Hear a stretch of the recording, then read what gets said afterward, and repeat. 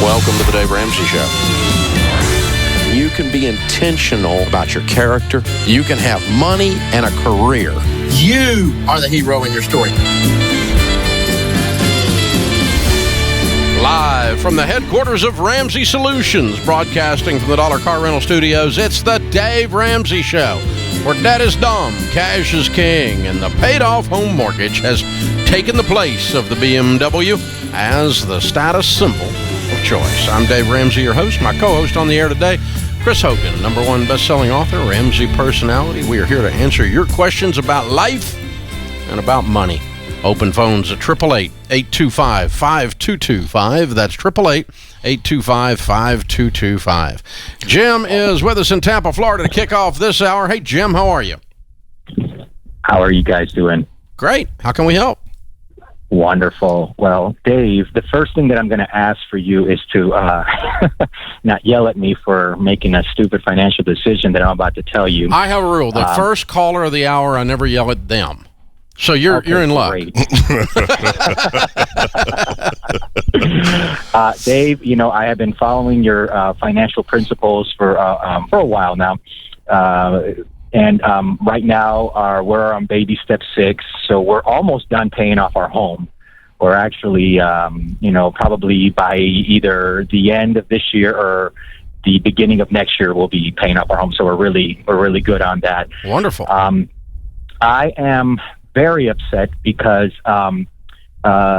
we hustled into a timeshare. You what? And you already know where this is going. You what into a timeshare?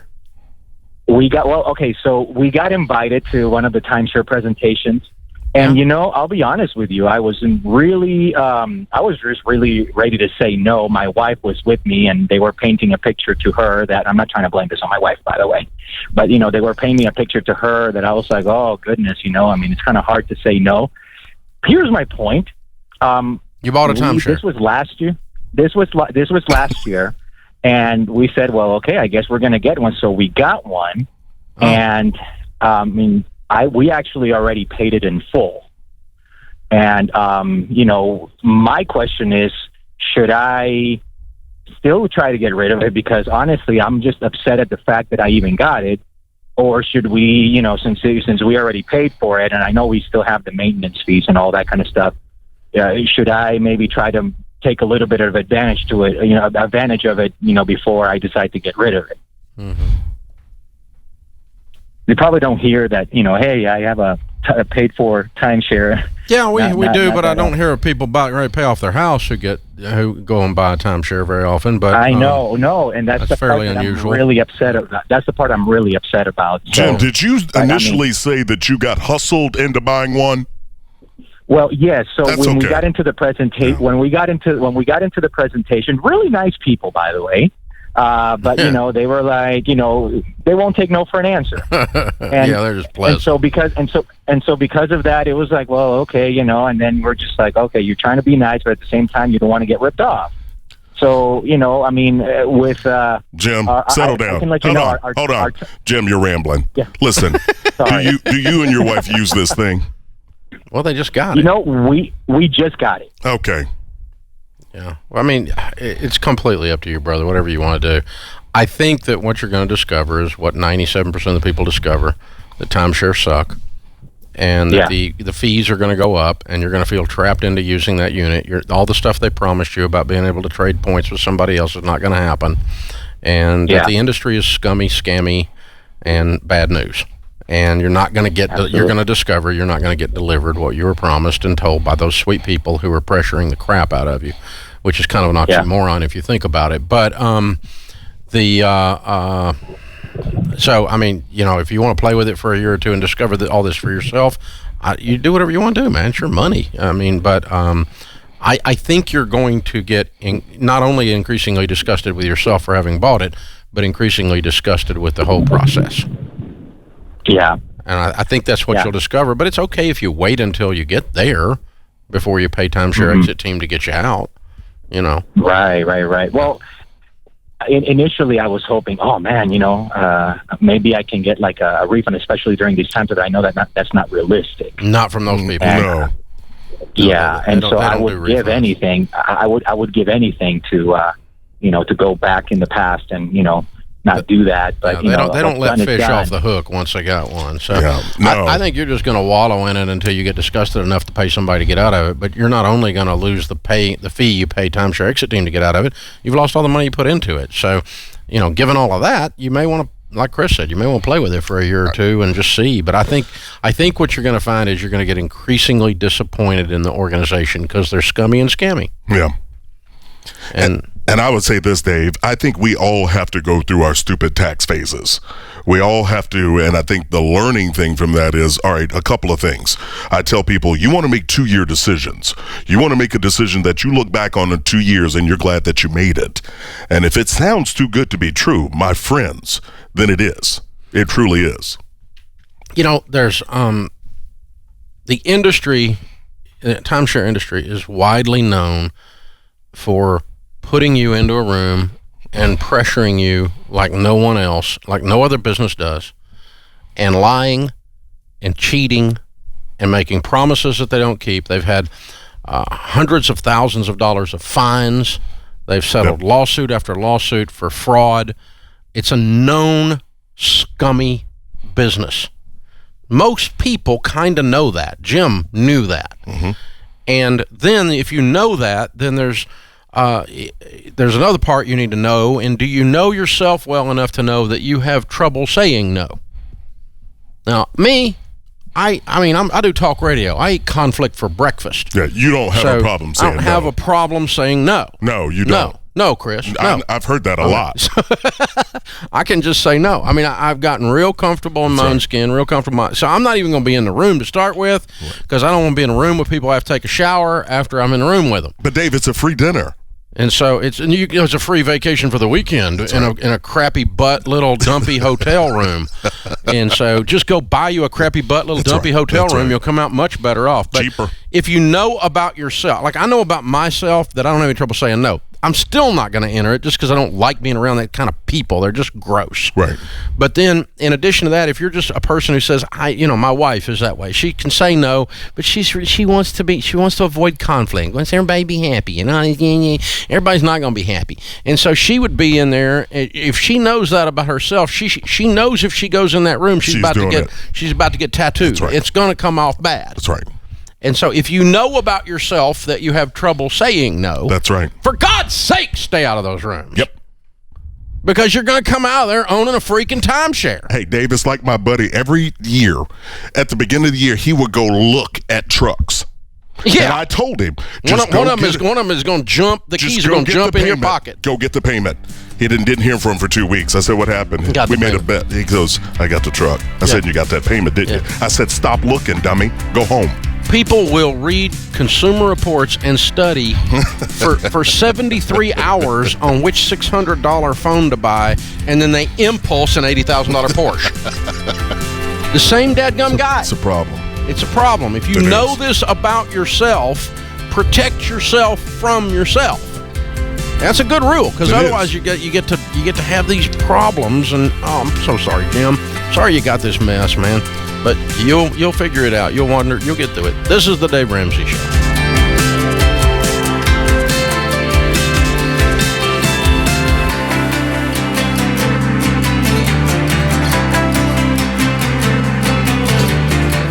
Step 1, $1,000 to start your emergency fund. Step 2, pay off all debt using the debt snowball. Step 3, 3 to 6 months of expenses in savings. Step 4, invest 15% of household income in Roth IRAs and pre-tax retirement. Step 5, college funding for children. Step 6, pay off house early. Step 7, build wealth and give. Let's dive in and talk about what is and what isn't communicating well about money. And it just so happens that my favorite show of all time is Friends. And well, this TV show has a lot of great examples about money miscommunication. So let's learn from our friends on how to avoid misunderstandings with people in our life about money. Family. Not good communication. spending your daughter's wedding fund on your beach house and not telling her until months before the wedding. Do you remember when Monica's parents did that? Yes. What would have been good communication is if Monica's parents, if they couldn't come up with the money to fund the beach house, and they should have given her plenty of notice so that she wasn't in a bind relying on that money. She needed time to save for herself for her wedding. Friends, not good communication. Do you remember when Chandler goes all out for Ross's birthday, buying concert tickets, a gift, and cake, and then he springs it on the rest of the friends and expects them to contribute $62 each? Well, what is good communication is that Chandler should have sent out an email to all the friends on the front end to see how much they were able to contribute, while keeping in mind that Rachel, Phoebe, and Joey were probably in between jobs and strapped for cash like they were the entire season. Spouses, not good communication. Going behind your spouse's back and asking a friend for a loan, like Monica and Chandler did, without telling each other. They both asked to borrow money from Joey and wanted him to keep the secret. But what is good communication would be talking about your money issues openly with your spouse. You guys, money fights is one of the leading causes of divorce, so it is crucial for you to get on the same page with money. I wish I could have told Monica and Chandler that. But to avoid having miscommunication like this, make sure you download my 6 money conversations to have with your spouse. Just click the link in the show notes. Let's talk about preventing the unexpected from sabotaging your budget or emergency fund. Imagine your refrigerator goes out. The average new refrigerator costs around $1,500, but fixing it yourself could cost you only $50. Here's what you need to do. Fix it. That's right. You can fix your major appliances and power equipment yourself with parts and expert advice from my friends at Appliance Parts Pros. Over the last 20 years, Appliance Parts Pros have helped over 7 million families solve their appliance problems while saving up to 90% on their repair costs. They carry over 2 million appliance parts and offer easy returns. And anyone can do the job themselves with 3,500 repair and how-to videos, plus live chat on their website. You can also call their expert technicians 7 days a week or join their Facebook group for extra tips. Save money and get your parts today at AppliancePartsPros.com.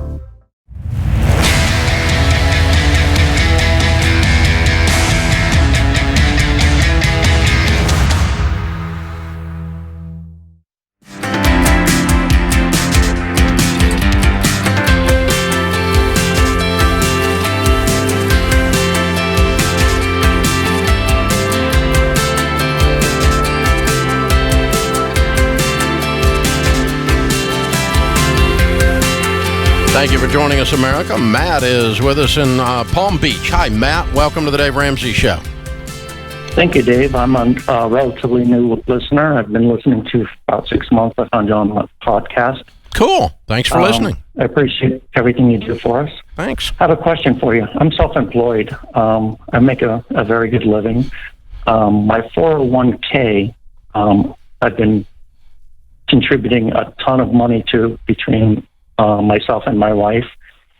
I've got a rental property that I owe about $40,000 on. I have a home equity line of credit on that. Mm-hmm. So I'm paying. It'll be paid off in a year. Great. My mortgage is about $250,000, and I've got about 10 years left on that. Mm-hmm. So I was thinking of stopping my 401k contributions for the next couple of years, pay off my main house, but then my tax implications would be, a ton of money. Not really. Between my IRAs, my 401ks, we contribute to the last 2 years $84,000 a year. You're not doing Roths? So no. How old are you? I'm doing it for I'm 54. Ooh, okay. You probably ought to be doing Roths anyway.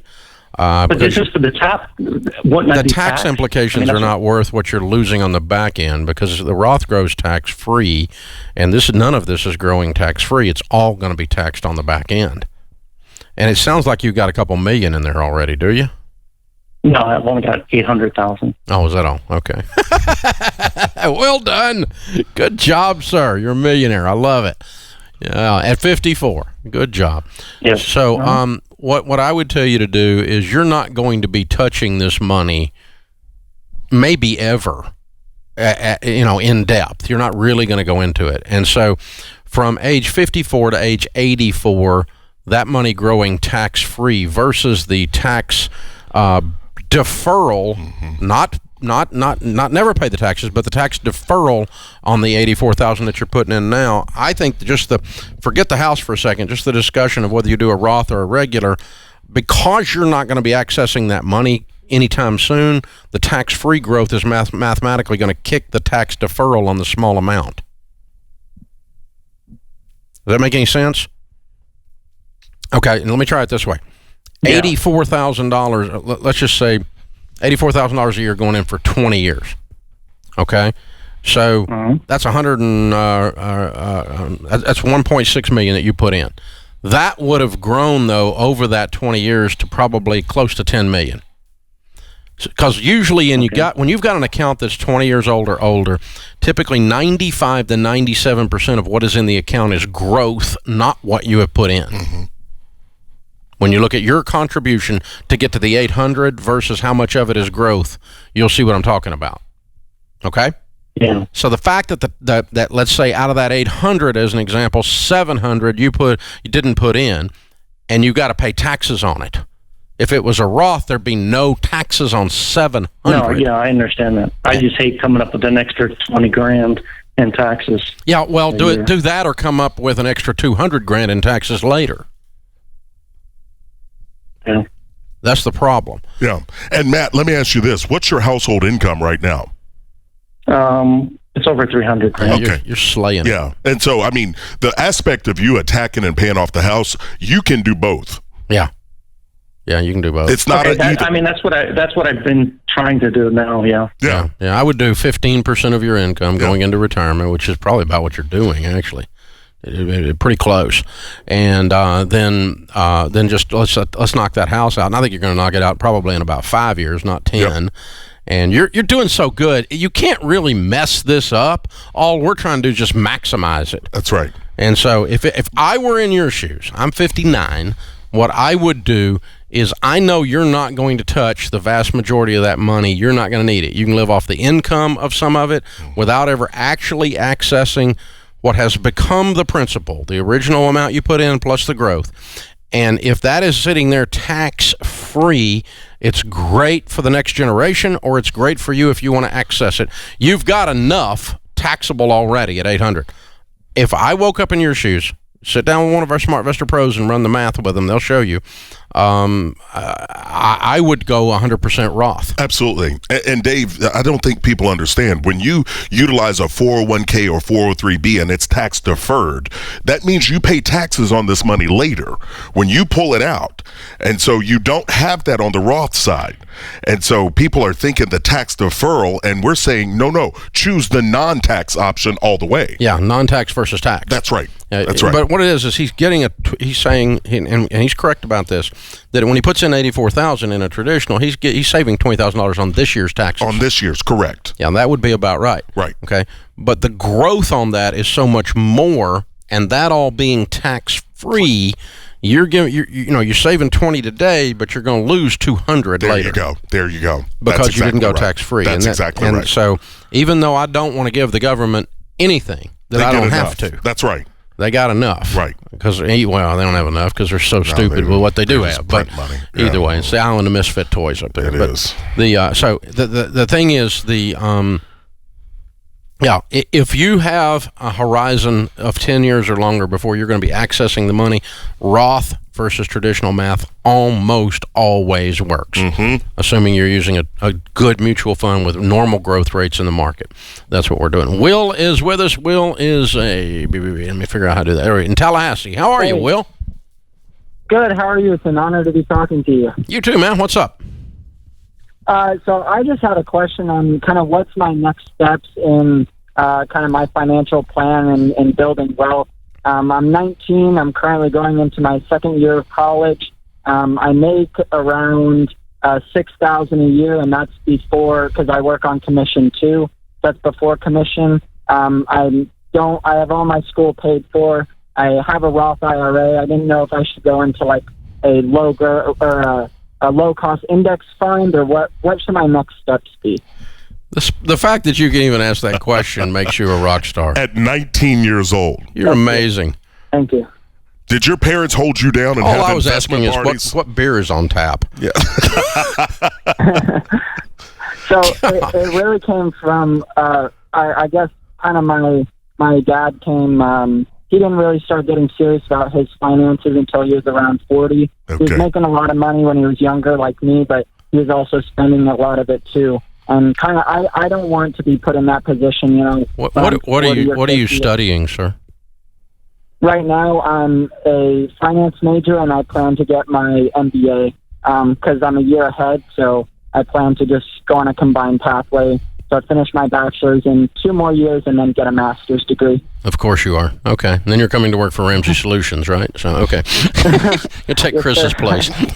No, but my place, because I'll just step aside and let him have it. And then you can train him up. I'll be retired. All right. Chris?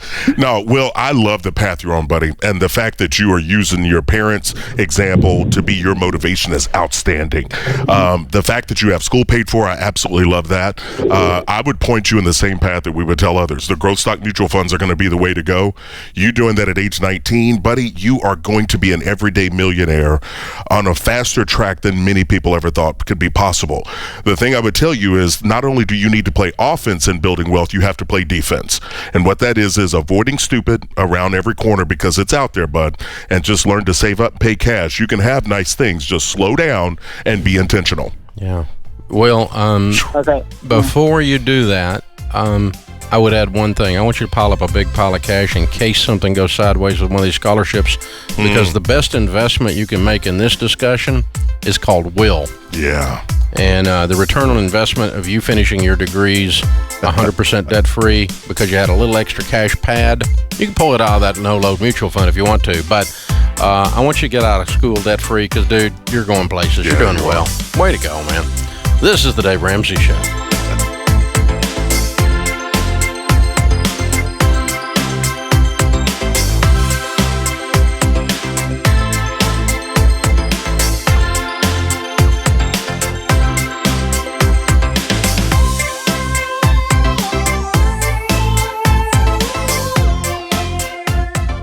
So you want to start investing, but you don't know how or where to turn.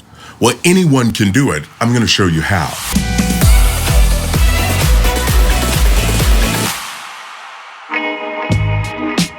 Remember, your income is your #1 wealth building tool, but you have to free it up if you're in debt before you can start to build wealth. So here's the order. I want you to attack debt, free up your income, then build up an emergency fund. This is where I want you to have 3 to 6 months of expenses sitting there ready to protect you if you need it. And once you have that in place, well, my friend, you're ready to start investing. I tell people to invest 15% of your income into retirement types of accounts. So where should you start to invest? Mutual funds are the best place to start because you don't have to have a lot of money to begin investing in mutual funds, and their diversity will protect you. Remember, diversification is where you're spreading money around. You've heard the phrase, you don't want all your eggs in one basket. So how to start investing? Well, I want to give you 3 simple steps. The first thing is, remember, the goal is to invest 15% of your household income. So what you want to do is invest in your 401k or 403b up to the match if your employer offers one. Once you get to that amount, then I want you to go to a Roth IRA. This will give you a great opportunity to start to invest for tax-free growth. Now, if you're not at 15% once you're there, then go back to the 401k or 403b to do the remaining to get to 15%. So remember, the goal is to be investing 15% of your income into retirement accounts. Now remember, if your company offers a Roth 401k, this could be a great option for you to do your whole 15% there. Remember, this is after-tax dollars, so all that money is going to be growing tax-free. Because investing is extremely personal, I always encourage people to find an investment professional to be able to walk alongside you and to be able to guide you. It's really important that you invest based on your risk tolerance, but you understand the options that help you get to your goals. Another tip is to make investing easy. I want you to automate the investing. So that means the money is automatically coming out of your paycheck every time you get paid. You don't want to have to manually write a check or go in and do it yourself. It makes it where it just happens and you're able to focus on working and focus on living your life. Starting your investing journey can seem like a big deal and really confusing, but it's not. I want you to get the right people alongside you to be able to guide you, but I want you to know your goals. Remember, I want you to stay plugged into this information because the more we know, the more we can do. If you want to be the best, you have to learn from the best. There's only one event that has it all. Thousands of entree leaders, 10 world-class speakers, 3 action-packed days. Next year, Summit 2021. Simon Sinek, Patrick Lencioni, Marcus Buckingham, Jim Collins, Craig Groeschel, Christy Wright, Ken Coleman, John Deloney, Chris Hogan, and Dave Ramsey. The difference between those who lead and those who don't isn't talent. Leadership is a choice. A choice you make to go first. A choice to never settle for good enough. A choice to never settle. A choice to never stop learning. None of it is easy, but the answer is simple. Entree leaders throw back their shoulders and just lead.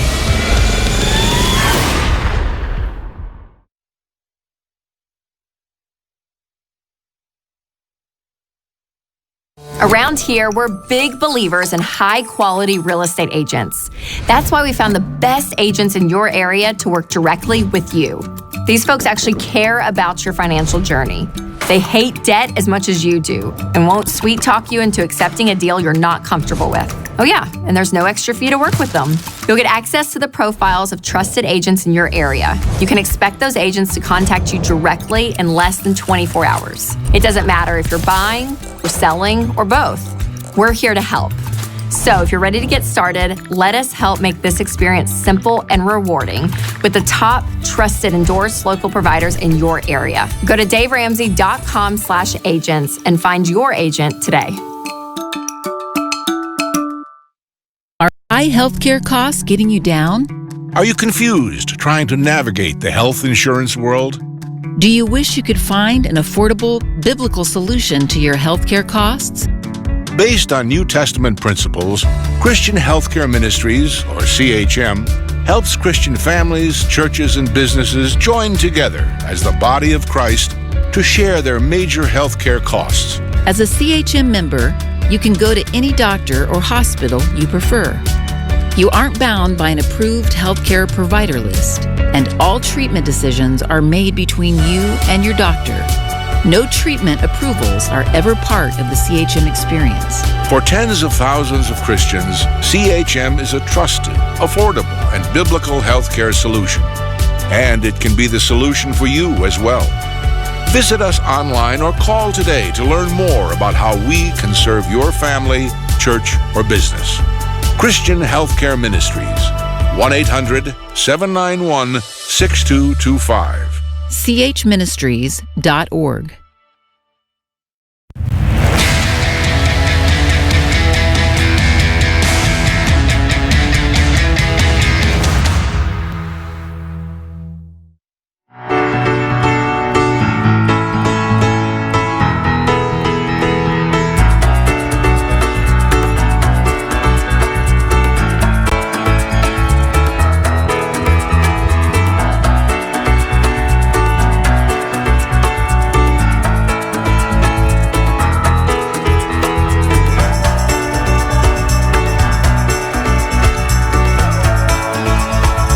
Question of the day comes from Blinds.com. Find out for yourself why Blinds.com is the #1 online retailer of custom window coverings. You get free samples, free shipping, new promos all the time. Always use the promo code. It's magic! The word is Ramsey. You'll get the best deal. Chris, our question. Yes, we got it here, Dave. This comes from Michael in South Carolina. He says, I'm 54 and my wife is 53, and we have $751,000 in a 401k plan. I hate it when that happens. I know. The funds are invested well. They're performing well. Got a long track record of performance. We're debt-free except for the mortgage, which will be paid off in 2023 or 2024. My wife is a diabetic. We'd like to retire in 4 to 5 years, but wonder how we can acquire insurance for my wife. Household income is $115,000. And we're investing 15%. Do we have a chance to retire before we're eligible to use Medicaid or Medicare? How might that happen? Well, here's the thing, Michael. You absolutely have an opportunity to be able to retire. You guys are focused, not finished. You're attacking the house, going to have it paid off in the next 3-4 years tops. But insurance-wise, I'm going to point you to one of our insurance ELPs so you can start to walk through and understand what's available to her. Even with this pre-existing condition, there are options that are out there. You need to get a pro in your corner so you can walk through on the insurance side. On the financial side, keep chasing down, knocking down that mortgage. You can be debt-free completely and also be close to being an everyday millionaire. Yeah, I think you're going to the only barrier for retirement is the insurance, and that's the way you phrased the question. I don't disagree with you. Diabetes, as you guys already know, is an insurance nightmare. Yeah. And so you'll have to find a good independent insurance broker, and our ELPs are just that. And that means they can shop among different companies in your particular situation. The phrase insurance people use is they're trying to make a market. If you hear that phrase, then you're on track. Make a market means we're taking your particular situation and finding who wants that type of business badly enough to not charge you through the ears for it. An example of that was, my home, because of its value, is an unusual property to insure, and it's an unusual property too. It sits up on a hill, gets struck by lightning all the time, all this stuff. So when they get ready to insure it, not everyone wants to insure that house. That's right. Not everyone wants to insure an expensive car. A super expensive car. And so they have to go find insurance companies that want that type of business. And yes, it does sometimes come at a premium. But they're making a market. That's what you're looking for. And the only way you're going to get that is with an insurance broker, not a captive agent. So you're not going to go to State Farm and get health insurance. It's not going to happen. Not reasonably priced anyway. Right. So yeah, I think that's where you put your hustle, and you just continue to add to your 751k. Ding, ding, you did it, and you continue to, the house will be paid off before retirement, according to your numbers here, and you've done a great job. And so Chris is exactly right. Just continue to work your plan, push it through, and you're going to be right where you need to be, baby. You're doing good. Matthew is in Columbia, South Carolina. Hi, Matthew. Welcome to the Dave Ramsey Show. Hi, Dave. Hi, Chris. Honor to speak to you guys. I'm a long-time listener, and I'm excited to actually ask you my question. Okay. So I live currently in Columbia. I'm from Charlotte, and I moved down here with my fiancé from the area. And currently I have a home, and we're staying together. And right now, with the coronavirus situation going on, I've been working from home, and I went back to working at my job site. So I'm kind of on edge about the security of my job currently, and with the home that we have that we purchased.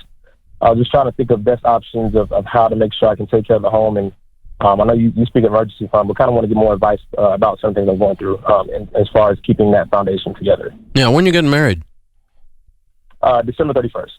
Why? We wanted a New Year's Eve wedding to try to celebrate the New Year. So that's kind of what we wanted to kind of go from there. Yeah. You don't own the house you're in together. She owns it, right? No, I own it. We own it together. You own it together. Both your names are on the deed. Yeah, well, my name's on the deed. She's on the. Yeah, we're both on the deed. Yeah, we're both on the deed. Oh crap. Okay. And you own the house from before the relationship back in Charlotte, right? No, so I moved to Columbia, and I purchased the house when I moved to Columbia. Oh, okay. So, is there 2 houses involved or one? Just one. Oh, I got confused. I'm sorry. Okay. All right. Well, I mean, you can do whatever you want to do, obviously. You're a grown man. You called and asked us what I would do. I think you're in a perilous situation legally and relationally and spiritually. And so if I were you, if you were my little brother, I'd put my arm around you and I'd say, Saturday. Get married Saturday. And celebrate New Year's as an anniversary of your wedding 6 months from now. And Saturday. Because you are not what you're trying to act like with your finances that you're married and legally you're not. So really what you are is you own a home with your roommate. This is a partnership with no partnership documents. Let me help you with this. She dies in a car wreck. You now own, and she doesn't have a will. I know that based on the way y'all are acting. She dies in a car wreck. You now own a home with her mother and father. Yeah. Well, that sucks. Okay. Right. Yeah. And this is the stuff I've gotten to deal with over the last 30 years. It's the problem of setting up house before you're married, because it sets you up. And the other thing is it sets up all kinds of relational issues because it's hard to combine money when you're not have not combined your thing. So all of that to say, spiritually, emotionally, financially, everything else, legally, I not real romantic, but you already cut your path here. So Saturday, I'd be married. Unless it's Friday. But Chris, what do you want to do? No, and you were talking about how do you keep your income steady? What line of work are you in, Matthew? I work in operating manufacturing. So Okay. I'm actually in grad school currently, trying my MBA also. Okay. That's how you get your income And so, steady. yeah, I mean, you want to be super intentional with what you're doing as you're working and doing whatever you have to do. But I agree with Dave. You all going to get married, getting focused, being a true team, and working together, then you can be in alignment and start to really set goals together. I'd encourage you all both to go through Financial Peace. Once you get that situated, get plugged in to Ramsey Plus, and if you get married in the next 30 days, I'll gift it to you. We'll just give it to you anyway. It's your wedding gift. And, Dang it, and y'all Dave, go I was trying to motivate him. I know, but okay, it's you're like Santa. Well, I wasn't in the first part of the You're call, softy. so now I got to be nice. I know you're soft now. So daggone it. I completely interfered in his business. You gave him good guidance because you're right. He didn't call me about that. But here's the reality. Him not understanding that owning the house with these two people, her parents, that he has no idea about. And we've he's going seen to be this in forced coaching. into sell. We've seen this in coaching. He's going to be legal fees. No, you're absolutely right. It is a financial nightmare. And so cautioning people out there just to slow down, people. Slow down and think ahead. Yeah, get things. Seriously. There's a study that talks about doing things in the right order. Yep. And how that is an indicator of wealth. And it doesn't apply necessarily to Matthew's situation exactly, but buying a house before you're married together is in the wrong order. And because it can cause you so many troubles. And that's all I'm caring about, Matthew. I'm just trying to help you, man. And if I got up in your grill too quick, I'm sorry. But there's a whole poverty study that talks about if you will graduate from high school before you get married or have a baby. If you will get married before you have a baby. They call that the success linkage. And almost all of your poverty data is when you get those three things out of order. Whack. Out of order. You start having babies before high school grad, or you don't graduate high school. If you will graduate from high school, be over 21 years old before you get married, and wait until then to have babies, your chances of being in poverty go down like 94%. Whoa. That's what the data shows. So it's, I don't know if it's cause and effect. I'm not sure which one's causal, which one's the result, but it's there. This is the Dave Ramsey Show.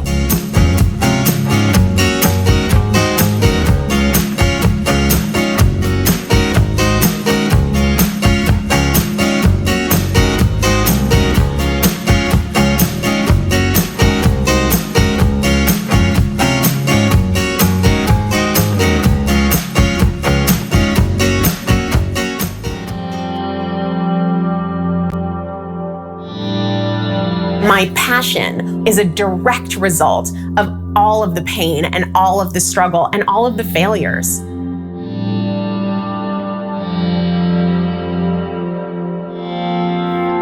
I wouldn't change a thing.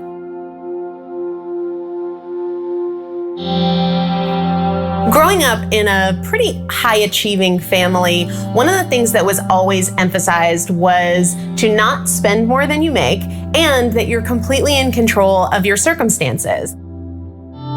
I was the heavy kid in a pretty fit, active family, and my mom wasn't really okay with that. And now she admits that she felt like my weight problem was a reflection on her as a parent. So there was a lot of talk about, you have so many talents and gifts. Imagine what you could do if you just lost that weight.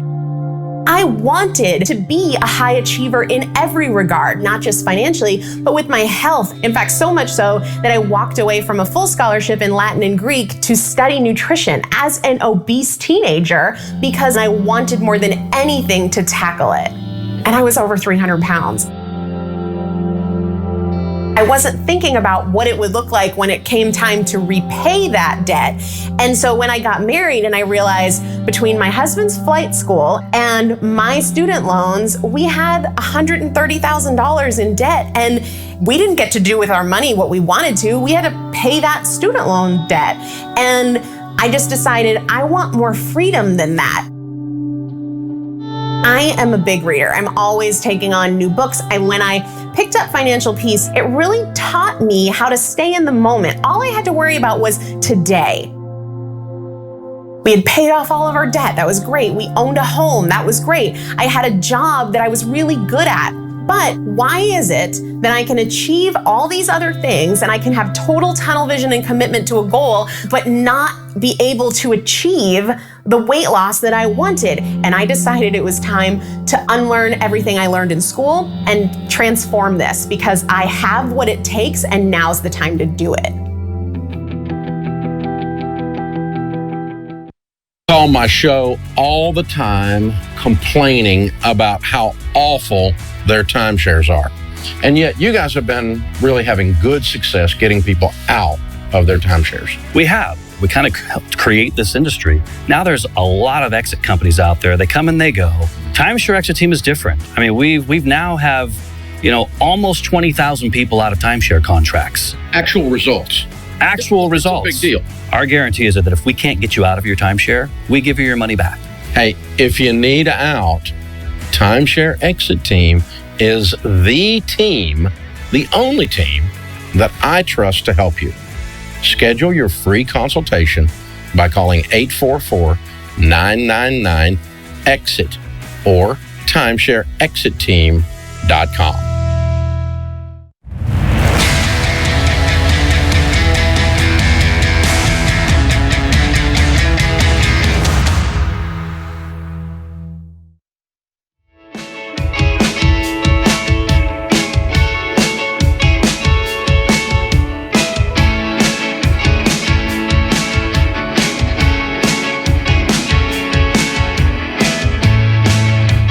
Thanks for joining us, America. We're glad you're here. Open phones at 888-825-5225. Derek is with us in Denver. Hi, Derek. Welcome to the Dave Ramsey Show.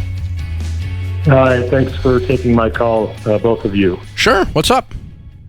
Let's see. I apologize if I'm a little nervous here, so if I talk too fast or whatever, but my dad passed away late December of last year, and he was taking care of my mom in the house. And mom is now in assisted living. That we got her in good position, good place. Her expenses are $4,300 to $4,500 a month, but she gets a pension of about $2,000. We are selling. We're in the process of just about to close on the house that they lived in. And Dad put the house in a trust that technically my sisters and I own, but we have all agreed that my two sisters and I, that the money is to take care of mom. Okay. When all is said and done, after the sale, long-term cap gains, loan repay, and some sale expenses, there's going to be about a little over $300,000 left. Okay. How old is your mom? So my question, my mom's going to turn 81 in October, so she's 80 right now. How's her health? Okay. Not great, but okay. She's dealing. Yeah. She's okay. These are tough times for y'all. I'm sorry. So, I'm sorry. Well, I interrupted you. What's your question? So it's a two-part question. One is once we get the check for the house of a little over $300K, do we just put it into one account and pay all of Mom's expenses out of there? Do we take some of the money, put it into some kind of high-interest earning account, and the rest in a bank account to pay our expenses? Do we distribute the money between all three kids and then say, hey, you have to pay this much a month to cover Mom's expenses? Or I guess that's the first part of my question. Since your sister's in agreement, my opinion would be, and I'll see what Chris's is, but my opinion would be $300,000 invested in some good mutual funds. Here's the thing. Your burn rate is about $30K a year from what you told me, right? You're about $2,500 a month in the hole, right? Yeah, that sounds about right, yeah. That'd be 30. You said $4,300 and $2,000, right? Correct. Yeah, so I heard $2,500, and that's $30,000 a year. So your burn rate is $30K. You need $30K a year. If 300 produced 10%, it would produce enough to support without damaging the 300. Now, it won't necessarily do that every year. Some years it might produce more, some years it might produce less. But even if it averaged 10%, you guys are basically going to end up with close to the 300 to distribute to the three of you when she passes. Okay. If you can get the money to invest it in it. You see what I'm doing? If it makes 8%, it's going to eat some of the money. If it makes 12%, it's going to grow. You follow me? Gotcha. Because you need 30 out of this money, and if you can make the 300 produce 30 or more, the whole 300 will still be sitting there. You see how I'm doing the math? Yes, I do. And so that's what I would do with it, is I would sit down with one of the SmartVestor pros and pick out some mutual funds and try to get something that's fairly stable, probably some growth in income. I probably would stay away from the normal international mix on this. And I might have a little inaggressive, but I don't know that it'd be a fourth or a third. Yeah. But sit down and try to get together a portfolio. But high yield, when you say that usually means CDs. Yeah. And that's going to high yield CDs 2%, which means you're burning $30,000 a year, and after 10 years, 300,000 is gone. Yeah, Derek, Dave, he's dead on. And I'm going to tell you this. Here's the unique thing about you all's situation that I'm proud of you, that you and your sisters are in alignment. Yeah. You know, that's like a rare unicorn type situation. And so rather than to wait on that, I think you take, as Dave suggested, put that in a growth stock mutual fund, have this awareness and understanding. You know, you could have the document drawn up that, you know, what happens in case one of you, whoever the executor is, you want to have this person that's the secondary. But the agreement is the primary goal of these funds is to take care of your mother. Yeah, and whatever's left when she passes, we just distribute it three ways. Then, rather than and you can give, you know, like for instance, say you were managing it or one of your sisters were managing it with the SmartVestor Pro. Each one of you can get a statement every month and see what's happening with the money. You know, y'all can look at it, and you can even do a little review over the phone once a quarter, right? And just go, okay, here's where we are. You know, we needed $7,500 for this quarter, 3 months of $2,500, and the mutual fund made $10,000. So we grew a little this month, or it made $6,000, and you know we just ate $1,500 of our money. You know, and you just kind of review it so that, and if you'll do that incrementally throughout the year, at least once a quarter, every 6 months, then later on someone doesn't look up and go, "Well, he stole all the money." That's exactly you know, right. You don't get that later. Yeah. And which y'all don't do that, but that's what hillbillies do, like me. That's what people like me do. And if your sisters happen to be married to crazy, that's husband or spouse could cause that rift. So stay aligned, take care of your mom. You guys are lots of communication. Yeah, communication is key, and as Dave said, get that copy of the statement to everybody so we all see everybody's on the same page and we can be in alignment. You know what? I would go further. I would even just write it up a little agreement. Job 1 is take care of mom. Yep. With this money. Job 2 is have the money invested so where it creates enough income to hopefully take care of mom without damaging it. And then job 3 is to distribute the money equally and have communicate equally upon mom's passing, and in the meantime have quarterly updates, and everyone sees the account and knows what's going on and can discuss and has input. Boy, that'll eliminate some drama. Man, it just because really what happens is that when people don't know what's going on, that's when they become crazy. Oh yeah. And so, I'm with Chris though. Congratulations, hats off to you. Your family's beautiful people that you can immediately align with your sisters and go, this is not about you getting money and going off to Vegas or going on a trip. This is about like there's anywhere you could go on a trip right now, but it's about taking care of mom, which is as it should be. That's what it's supposed to be. By the way, it was her freaking house, so there you go. Wow, good job, man. Well done. That's just some ideas. You could go at it a lot of different ways, but that's probably how I would do it. And that's kind of what this place is about, how Chris and I would do it today. Chris Hogan, my co-host today, Ramsey personality. Another Chris is in Boston. Hey, Chris in Boston, how are you? Doing well. How are you? Better than I deserve. What's up? So I have a question about investing in my side hustle. So I work full time and essentially do firewood on the side. And the issue I ran into recently was that my log splitter basically broke. So my way of earning money on the side died. Question about, do I kind of just get it going again and see what I can do? I don't know what it'll take to get it going again, or do I try to invest and move up and do one that will help my productivity and be able to make more money on the side? So how much have you made splitting wood? How much money you made? I can go on the side anywhere from $800 to $1,000 a month. $800 to $1,000. And what's a wood splitter cost? Probably like $4,000 for the one I was looking at. Yeah, $4,000 or $5,000. All right. And so how long does it take you to break even? And that's my only expenses are fuel and maintenance on it. So it'd be probably 6 to 7 months. Yep, you're on. The catch is I'm on baby step number 2. So I'm working on paying off all of my debt. Yeah. And so, what I'm going to do is repair the old one. Yep. Elmer's glue, rubber band, duct tape. I'm going to repair the old one if there's any way you can. What broke on it? The hydraulic lines ended up catching fire. The hydraulic lines busted and it caught fire? Yeah, it's oil-based hydraulic fluid. Yeah. It was a hot day. It caught fire when it hit the... What burned? The lines? So the lines, the engine, the air filter, so there's like a whole lot of mess on it. I'm going to step 2 then, buy used. That's exactly right. Or step 3, Dave. I think Rent rental. That one's gone, yeah, that one's gone. He's trying to justify buying new equipment, Dave. Well, it's okay. We're not having it. Yeah. Well, I wouldn't spend that kind of money on that kind of a return. If you could make your money back in 30 days on a side hustle on baby step 2, fine. That's right. But not 7 months. Ain't happening. Done it before, though. Splitting wood's not fun. That's like real work. This is the Dave Ramsey Show.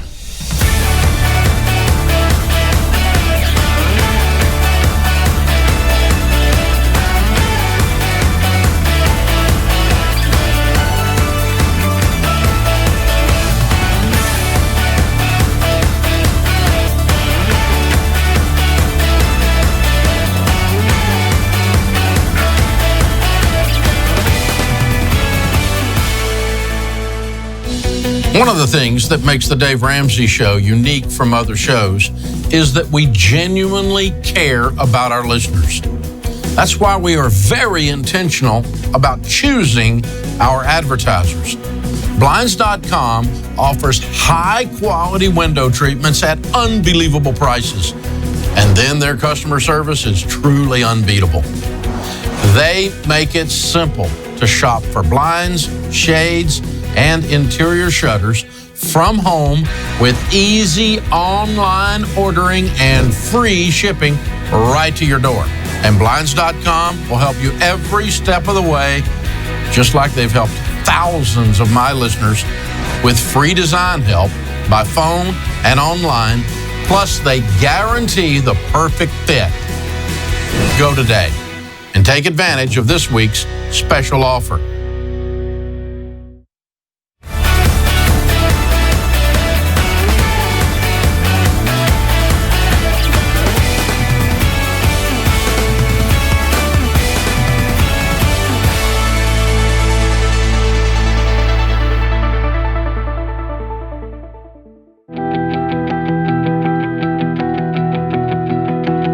me, taking control of my finances was really a turning point to allow me to take control of everything in my world.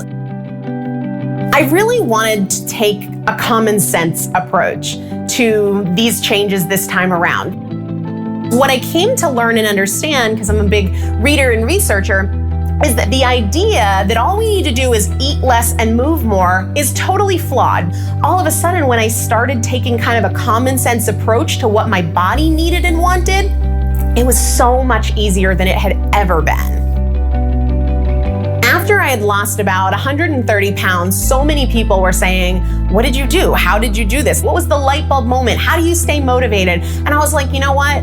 This is so pervasive, and it's not just a health issue, it's a quality of life issue. And so I decided to launch Primal Potential and use my story to help other people create for themselves the really common sense approach to natural fat loss. Hey everybody, welcome back to the Primal Potential Podcast. I'm your host, Elizabeth Bendon, and I'm so glad that you've taken time out of your day to hang out with me and talk about what is holding you back. And I know for so many of my clients, when they start to control their mindset, they're better able to make great food choices. I have to remind myself all the time to not get out in front, not worry about what I'm gonna do tonight or what I'm gonna do next week. And so this is a constant reminder for me. What is my best in this moment? Motivation isn't something that just strikes you. It's actually something you choose to create every day. I have to consciously choose my focus throughout the day, all day, every day. I've graffiti'd my treadmill desk with some of those phrases that motivate me. I have them on the wall to be relentlessly positive. When I look at it now, I am happy to know that my passion comes from my pain, and I see it as the raw material. They're like the bricks to my building, but I am defined by what I do, and that is a gift.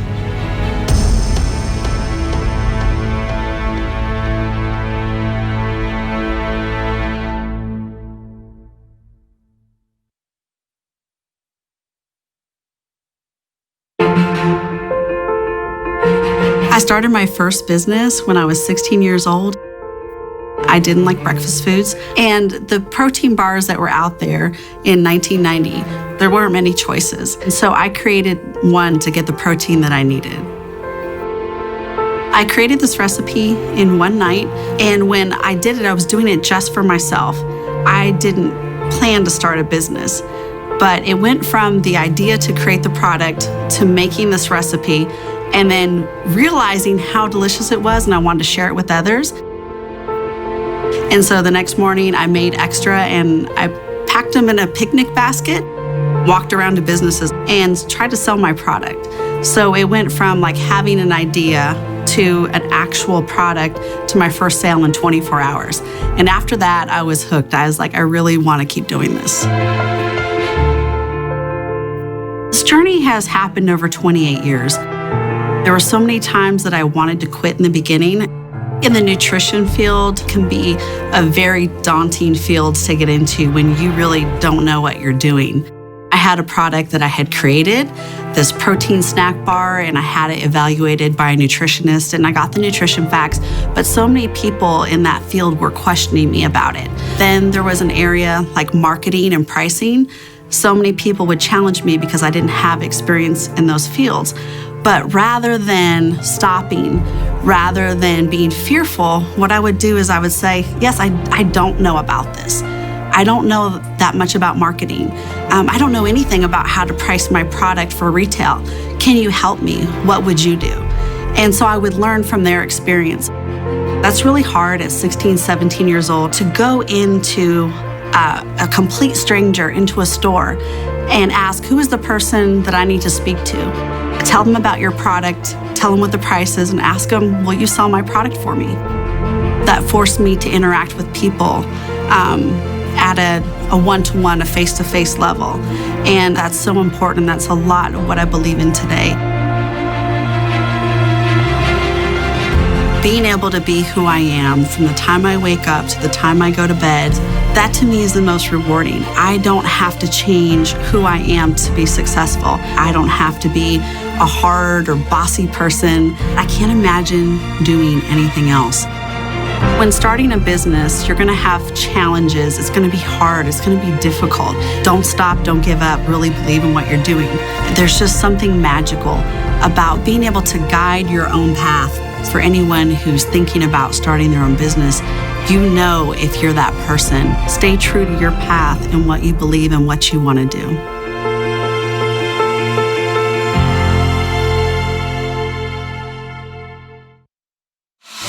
The total debt is around $640,000. I'm wanting to come clean about a credit card that he doesn't know about. I am going to probably pay a student loan for the rest of my life. I just don't even know where to begin. And I don't know what to do when I'm scared.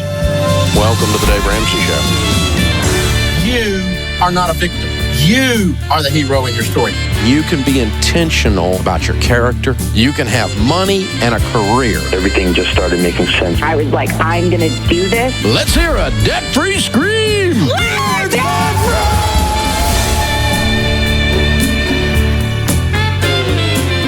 Live from the headquarters of Ramsey Solutions, broadcasting from the Dollar Car Rental Studios, it's the Dave Ramsey Show, where debt is dumb, cash is king, and the paid-off home mortgage has taken the place of the BMW as the status symbol of choice. I'm Dave Ramsey, your host. Thank you for joining us. Chris Hogan is my co-host today, Ramsey personality, #1 best-selling author a couple times over. We're going to be talking to you about your life and your money. The phone number, 888-825-5225. That's 888-825-5225. Trevor is in San Francisco. Hi, Trevor. Welcome to the Dave Ramsey Show. Hey, Dave. Thanks for taking my call. How you doing? Sure. What's up? I had a rollover IRA from my previous employer a few years ago that I turned from $3,000 into $100,000. And I'm just wondering, because of the new COVID CARES Act, if what you thought about if I withdrew that. Okay, stop a second. You turned $3,000 into $100,000 over what period of time? Probably about 8 years, 9 years. Okay. Were you adding anything to that? No, I wasn't adding anything. It's just all pure investment, individual stocks. And I know how much you hate individual stocks, but yeah. Well, you obviously did very well. Congratulations. Amazing. Okay, so you've got $100,000 in there, and you're how old? 34. And why would you take it out? I mean, I did up to baby step 4, and I have a current 401k plan with my employer right now. I have about $11,000 in there. Mm-hmm. And I just look at that IRA as like, I had $3,000 before, so I'm guessing, everything else is profits. I wouldn't mind paying just the income tax and just taking the rest just to have that cash on hand. Yeah, but why? I mean, just because it was money that it didn't grow slowly doesn't mean we have to get dumb with it. That's true, but I've had a reckless youth, and I'm just getting to my baby steps. I have about $21K in savings, but I'm 34, and I kind of want to settle down, buy a house, and I figured this would help in that sense. All right, Trevor. I was going to ask you, what is burning a hole in your pocket? It's a house. Is it a house or is it a vehicle? I paid everything off. I did up to baby step 4, no debt. Right. Yeah, but what is it you're wanting to buy? Something's bugging you. Well, I mean, eventually, I have a girlfriend around. Eventually, I want to get married and, start a family. And when that time comes, I just want to have that available. Okay. What's your household income, Trevor? Right now, I'm at $110. Okay. And what debt do you owe? Nothing. I know, because you said that 3 times. I'm just making sure. So you're wanting to eventually buy a house, and you're trying to buy that engagement ring, right? Yeah. Okay. You can do that off 110. Yeah. I really would not cash it out. I mean, you're giving the government a third of your money in order for you to have access to it. That's kind of like saying, Dave, I want to borrow money at 33% interest. So I can get access to the money. It's the same math. And so I'm not sure. I think you're afraid the window's going to close and you're going to have the additional 10% penalty if you take it out later. Let me just tell you, if I were you, I would just close the window, period. And let that 100,000 turn into $1 million, and then get about the business of building your life off your 110. And just forget you own that money. Put it in good mutual funds, slow down your growth curve here, slow your roll, and go from there. That's what I would do. Yeah, and in his mind, Dave, taking it from 3 and it growing to 100, he got lucky. It's like lottery money. But like you said, you don't want to turn that fast money into dumb money, and that's boy, that'll preach right there. So be smart, my friend. That's the game plan I would use. Hey, thanks for calling in. Open phones. Paul is with us in Pensacola, Florida. Hey, Paul, what's up? Thank you, Dave and Chris, for taking my call. I've got a question for you. As far as an inheritance, what basic guidelines would you set for your children to follow or to receive an inheritance? Just some basic biblical guidelines, I guess. Not trying to be overbearing, but just some simple things. Well, I can tell you what we did, or some of the things that we did. We view the money that we have, Sharon and I, as not our money. We view it as God's money, which is what you're talking about, right? Yes, sir. And so the money and the things that we own, we don't own. We're managing them for God. In order to qualify as a manager upon my death, you would also have to view the money that way. Okay. And so if you're not going to view it as a stewardship thing, you're not in the will. Our family constitution starts out in my house. Now, you can do whatever you want to do, but at my house, it says, as for me and my house, we will serve the Lord. Okay. That answers my question. Yeah. And so if somebody's going to be running around doing all kinds of crazy butt stuff in their own personal life, and they're not going to be, they're going to say, oh, I hit the lottery because I had Dave Ramsey's DNA, out of the will. I'm not funding some bozo on the back of a yacht running a line of cocaine with his money. Right. I don't want to grow a reality show. I'm trying to grow a family. Right. That makes sense. I was just making sure I wasn't going to be saying something out of line or, going out of bounds on something. Well, would that be inconsistent with what they have heard from you as they grew up with you as their dad? No, not at all. Not at all. I just wanted to make sure that it was a biblical thing to do, not something just me wanting to exercise authority over them, going forward, I guess is the way to say it. Well, I mean, you can look at it however you want, but the way I view what Scripture says is that I don't own it, I'm a manager. And what kind of a manager would hand the keys to an inept manager? Right. Okay. That's not a faithful steward. Yeah. You having guidelines, what you're doing is not only protecting them, you're protecting what it is that you've built. Yeah, because, if they're doing heroin, all you're doing is funding their heroin addict. Yeah. A habit. Right. You're just, because when they get money, you know what crazy gets when it gets money? Big crazy. That's what it gets. And that's where you see the trust fund baby stuff pop out and all that. And so, now nobody's perfect, and none of my Ramsey kids aren't perfect, and the old man ain't perfect for sure. But that's how we've got it laid out, and it's even in our trust documents that way. To where if one of them wants to go off the rails after I'm gone, the other two can remove the keys. Because it's the point is, you're not blessed by money when you're misbehaving, because it magnifies your misbehavior. Mm-hmm. And Al, you would be amazed at how much control you can put in place, protective measures you can put in place for young adults. Talk to an estate planning attorney. You'd be surprised to see what you can do. You want to be a blessing, not a curse. And when you give them something they can't control, that becomes a curse. And it's not a control freak because I want to control it. It's a control freak because I have an obligation before the Lord as a Christian to manage money for Him and to do so adequately. And that's what I want to raise, is I want to raise good adults that can take that responsibility on. Move it forward, yeah. It's a responsibility. This is the Dave Ramsey Show.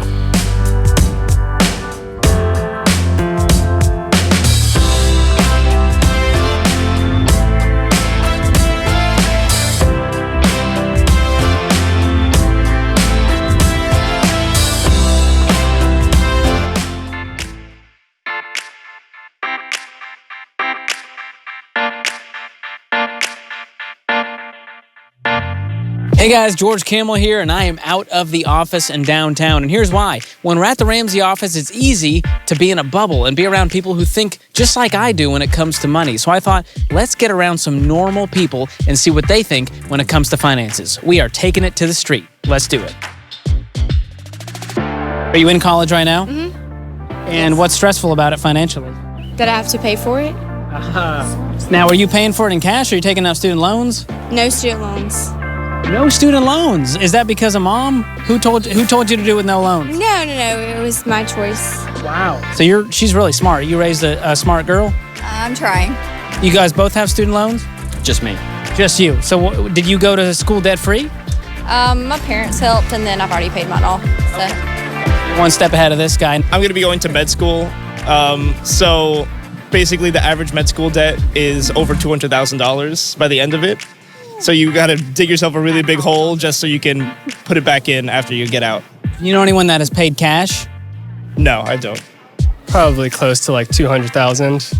Ouch. $200,000 in loans. You're 24 years old. How long do you think it'll take to pay those off? Probably like 10, 12 years. Mine's about £40,000. Okay, convert that for me, mathematician. So it's probably, not far off $50,000. Okay, what was your degree in? This is really embarrassing. So I've dropped out of university twice, and then I did a degree. So I've got 3 different loans. So I first of all did psychology, then forensic science, then I actually graduated in fine art. So now you have a fine arts degree, and you have $50,000 US to pay off. Yeah. How do you feel about that? It's pretty cool. Pretty cool. I love that. How long do you think it'll take you to pay off your student loans? I've been doing it for probably almost 15 to 20 years. Already. Oh my goodness, you've been paying down your student loans for 20 years now. Yeah. Woo. Don't you want to see it gone? I would love that. I would love it. Okay, how about you? When will I pay them off? Yeah. But when I die. That's comforting. So you're like, I'm going to pay off my student loan. It'll take forever? Yeah. I'll just pass it on to my kids. No, I'm just kidding. Why don't you pay off the loans early? You could do that. I can? Yeah, it's possible. People do it. That's good to know. Are healthcare costs getting you down?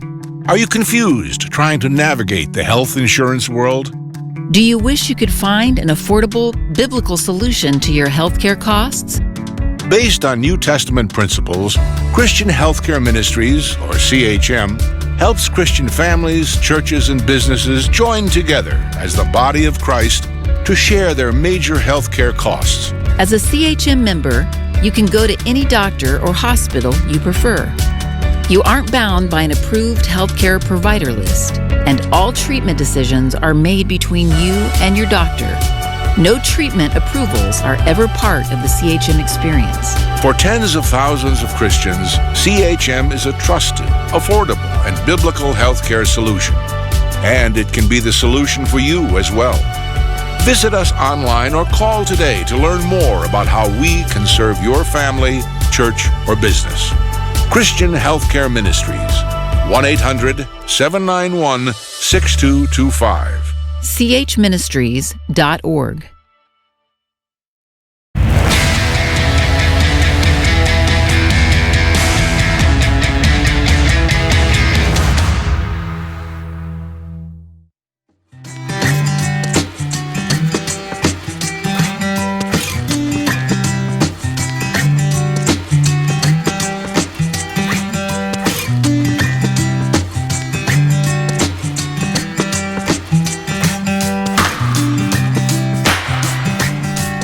Chris Hogan, my co-host today here on the Dave Ramsey Show.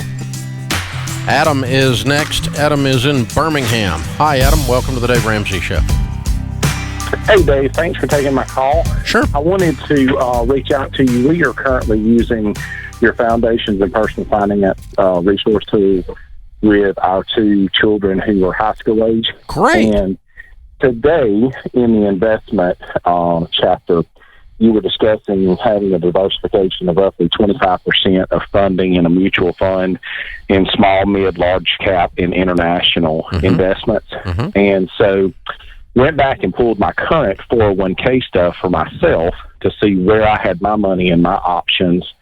And I'm noticing that I have the option to do small cap and large cap. I don't have a mid-cap option as defined, and the only thing that I have in the way of an international option is a world equity fund. So I wanted to get your input and see, should I follow that same advice, dividing 25%, and what do I do without a mid-cap option? You probably have an index fund, S&P 500 fund, don't you? I do have that, yes. Yeah, that's mid-cap. Okay. That's right in the middle, and it's that's as close to mid. It's going to perform very similar to mid cap. It might have a little better diversification than a typical mid cap inside it, but it'll perform real close. As far as the World Fund, the only difference is it'll have some versus an international. It'll have some U.S. in it, and mixed in with other countries. And because of that, it will actually outperform a typical international fund, because the international, of the 4 categories that we teach people to use, the international has lagged behind for about 8 years. So that World Fund is that a Fidelity by chance? This is actually all SEIs who it's through. Okay. All right. Well, I was looking at a World Fund the other day that had just gone zoom. So, but the I'd pick up the World in lieu of, but it's slightly different, and then pick up your 500 in place of your mid cap, although it's slightly different. But you still got good diversification across types of funds, and that's assuming none of those 4 funds absolutely suck. I'd look at their long track records and see how they've done compared to other funds in that category, and compared to some of the trend lines in those categories. And if it's all right there, then you would be just fine doing that. Yeah, Adam, I'm curious. What is your net worth, Adam? I have no idea. I don't even know how to calculate that. To be honest, I just started following y'all's information a couple of years ago. How much is in your 401ks? Got a total of about 150 in collective 401ks between my wife and I. Good for you. Well done. Absolutely. Well done. You got a really good start. But that's how I would do it. The large cap is sometimes called a growth and income or a blue chip. The mid cap is a growth fund, or an S&P 500 falls within that category in general. The small cap is an aggressive growth or an emerging markets fund, is the way those will sound. Yeah. And then, of course, the international, sometimes called a foreign fund, and the kissing cousin is a world fund because it has some U.S. in it.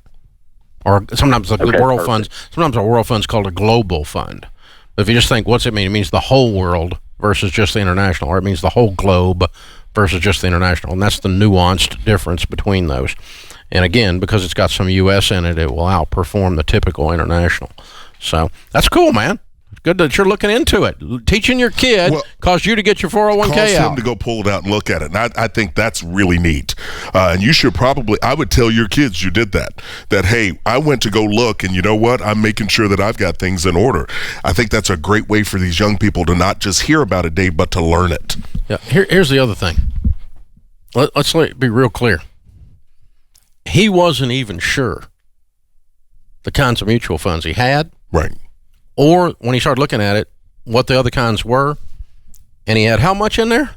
110. 150. 150. And didn't even know what he's doing. Right. So what that tells us is he was doing some things right, number one. Right. But what we keep telling people is, well, I don't know about Dave Ramsey. His rates of return, he quotes, and Dave Ramsey doesn't help you get rich. Dave Ramsey's only good for poor people. Well, you're a stupid butt, is what you are. Because here's the thing. We know that the data tells us that 74% of the reason that people build wealth is they actually invest. That's right. And I get more people, you get more people to invest than all these people writing financial blogs in their mother's basement. Yelling at us about rates of return. Listen, zero. He didn't even know his rate of return. He had no idea. He got $150,000 out of just bothering invest. Right. Blindly, somewhat. Not picking on him. He's great. I love him. But it's not arguing about my PE ratio. I'm not worried about my expense ratio. Nope. I don't know if I agree with Dave Ramsey's analysis of the S&P. Well, kiss my butt. The guy's got $150,000 in there, and you ain't got nothing. You live in your mother's basement. Okay? That's the thing, man. I mean, seriously. Is this not just ridiculous? No, it is absurd. What we found is the National Association of Actuaries, which is the National Association of Nerds, did an in-depth research study that says that 74% of the reason for retirement building your retirement, success in building your retirement is actually investing. They call it savings rate. Yep. Now, what do you call savings rate in baby step 4? 15% of your income. That's right. A rate of savings. Yes. This is highly correlated, more than rates of return, more than expense ratios, to ending up with some dadgum money. In your pocket. Yes. For your future. Bottom line is, you can't get caught up in all the silliness, friends. Follow the recipe. Follow the recipe and stay focused. That's what we found. All this big study of the National Study of Millionaires, studied over 10,000 of them. The number one reason, they said they invested and they used employer-sponsored retirement plans and IRAs. And you know what? That's the key. Some of them were so steady that they should have changed some of their funds. Yes. And didn't. Some of them were riding a lame horse all the way to into $1.6 million. You know? But the thing limped. If it had been running a little bit, it'd have been 2.2 or 2.3. That's right. But all they did, that all these idiots that talk about things in theory don't do, is they freaking did it. They did it. That's right. Everybody sits around with paralysis of the analysis and says, ready, aim, aim, aim, aim, aim, aim, shoot something. Put some money in your mutual funds. My God. Yeah. Even if you're doing it wrong, you're doing it more than the stupid butt people who are doing nothing that live in their mother's basement. No, you're right. And so for those of you that are out there, you may be saying, I don't know what I have. Guess what? Pull it out. Go sit down with the SmartVestor Pro. Find out if you've got something limping, if you can make a little tweak and make it run a little bit better. Watch what'll happen. Yeah, but here's the thing. There's no shame in your game because you're actually in the freaking game. That's right. You actually are doing something. Yep. Which is 74% of the reason for success. The other 25% is the fine-tuning. Right. And understand the investments and doing the stuff, which is what he was asking about. Brilliant. But listen, the number of times I talked to a guy, he's got $250,000 invested in his 401k, and some bozo driving a used Toyota who ain't got two nickels to rub together is trying to tell him he didn't know what he was doing. Yep. And I'm like, hey, Bubba, check the fruit. It's a Dr. Phil moment. How's this working for you? So don't be shamed by some intellect within the financial community or some article on the internet or some bozo writing a blog out of his mother's basement when you got more money than 5 of those people put together, because you've actually, even though you weren't doing it perfect, you're actually doing it. That's right. Nothing dies unless you pull the trigger, baby. Ready? Aim, aim, aim, aim, aim, aim. It's killing me. We have tapped into a vein. Mr. Ramsey is awake and is ready to roll. Well, somebody on Twitter, I know, Dave, they're out there and they're stupid. No, here's what aggravates me. I don't give a crap whether they like me or not. Right. But they're misleading. That's right. These other people. Yeah. And they're all sitting around joining the paralysis of the analysis club. No, you're right. And that's they get to analyze everything. That's stealing the future away from a single mom. And that'll get me riled up. Sit around and just sit and look at stuff and talk about theory. Flapping gums. Flapping gums. Do something. This is the Dave Ramsey Show.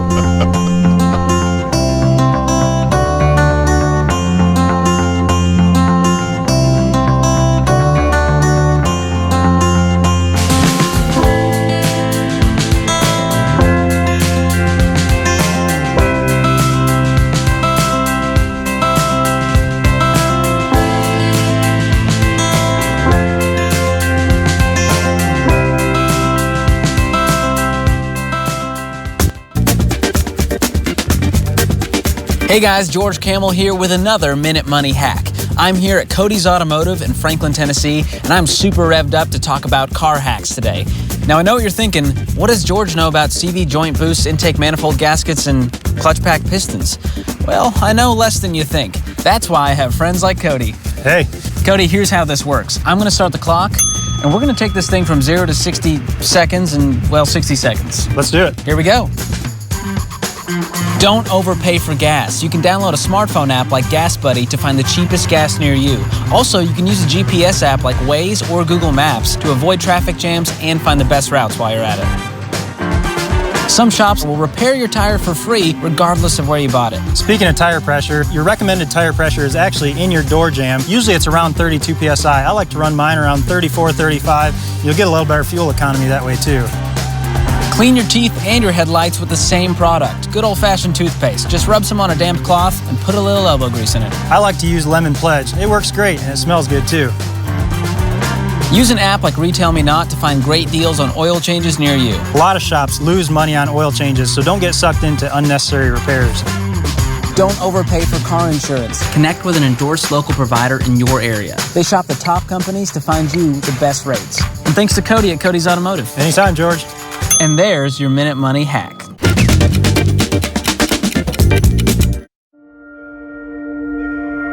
Life is going to happen, so you decide if it's happening to you or if it's going to happen through you. So my name's Blake. It's my wife, Courtney, and we're both 35. We live out here in Denver, Colorado. We have 2 children, Hadley and Nolan. They're 7 and 5. And it was just over 5 years ago that we discovered that we needed help with our finances. Courtney was listening to the Dave Ramsey Show on the radio and told me about his book and his radio program. After listening to the radio program with her, we got the Toll and Money Makeover book and read through that in like one night, probably. We then found out that our church was hosting Financial Peace University, and we said that's something that we need to do. A month or 2 into it, whatever the life insurance lesson was, it struck us, oh yeah, we have a family now. What happens? So after the lesson in Financial Peace University on insurance, we called Xander Insurance and got ourselves set up with life insurance, the both of us. 6 months after taking Financial Peace University, I was diagnosed with lymphoma, cancer. I'm so thankful that I have the life insurance prior to that, because right now I would be uninsurable. During the cancer, I feel like it's harder on the spouse than it is on the person going through cancer. As a spouse, supporting your best friend, your partner through any illness, it takes a certain level of strength, but I don't think you realize the amount of strength until you've come to the other side. You kind of enter survival mode. You want to fix it, you want to help, you want to take control of it, and then you have to come to the realization it's out of our control. So my last treatment for my cancer was in December of 2014, and I'm happy to say that now here in December of 2016 I'm cancer-free still, and so it's the longest time I've been cancer-free, which is great. I mean, life insurance is just part of life, part of the budget. We never thought at 30 years old I'd have cancer. It happens. So we definitely encourage anyone out there who doesn't have it and they have a family to go get it. And life insurance through your company, through work, it's not enough. I mean, at any point we've learned through him losing his job once, it's not a guarantee. The life insurance doesn't stay with you when you lose your job. You need your own personal policy for yourself as an individual, your family, to leave a legacy, to be a blessing to your family rather than a burden should anything happen. There's a purpose behind being in debt. We got there, and God's going to tell a story of getting out of debt. In the same way, He's going to tell a story of getting out of cancer. And so we just have to use our story to help others. And that was a big revelation for us. And I would say going through cancer has brought us closer together in our marriage. It's definitely one of those things that will draw you closer to one another because it's all you have is each other. And it's through those moments of going through cancer that you realize really what's important. Having the life insurance has been a huge blessing to us. Having the peace of mind of knowing that if something happens to him, the kids and I are taken care of. You don't drive your car without car insurance. Like, you shouldn't have a family without that insurance to protect your spouse, your children, no matter your age.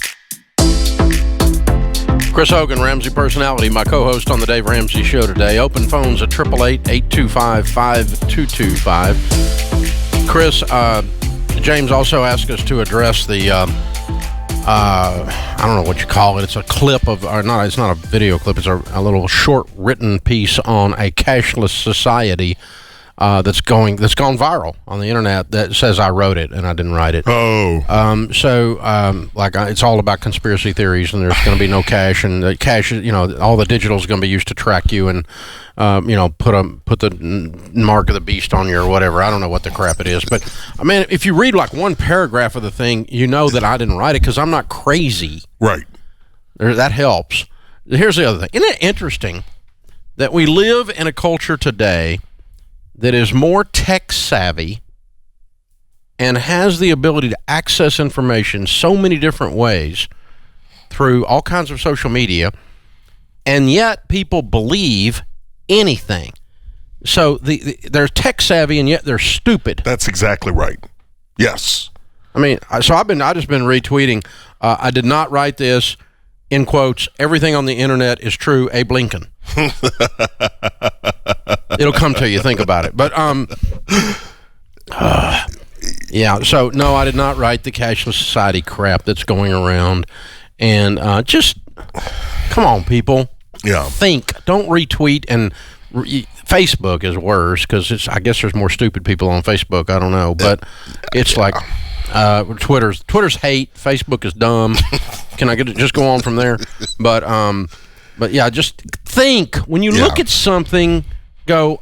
I don't really think that the president said that. Yeah. I don't really think that so and so said that. I'm not going to retweet it until I actually think about this and look at it and check it. But it's like, Dave Ramsey says we're going cashless. Dave Ramsey didn't say anything about that. It's absurd. Now, here's the reality: would businesses love for us to go cashless? Absolutely, they would. We've seen time and time again studies show that when people use plastic, they spend more. Yeah. Okay, we know this. 18 to 20% more. Mm-hmm. So businesses would love for that to happen. I've read in a few articles that some businesses have run into not having coins, so they didn't have change, so they were encouraging people to use their debit cards. But, I'm with you, Dave. People will take these things and just run it together, and crazy can attract more crazy. And the next thing you know is you got this snowball. Well, my theory is as long as there's rednecks, there'll be cash.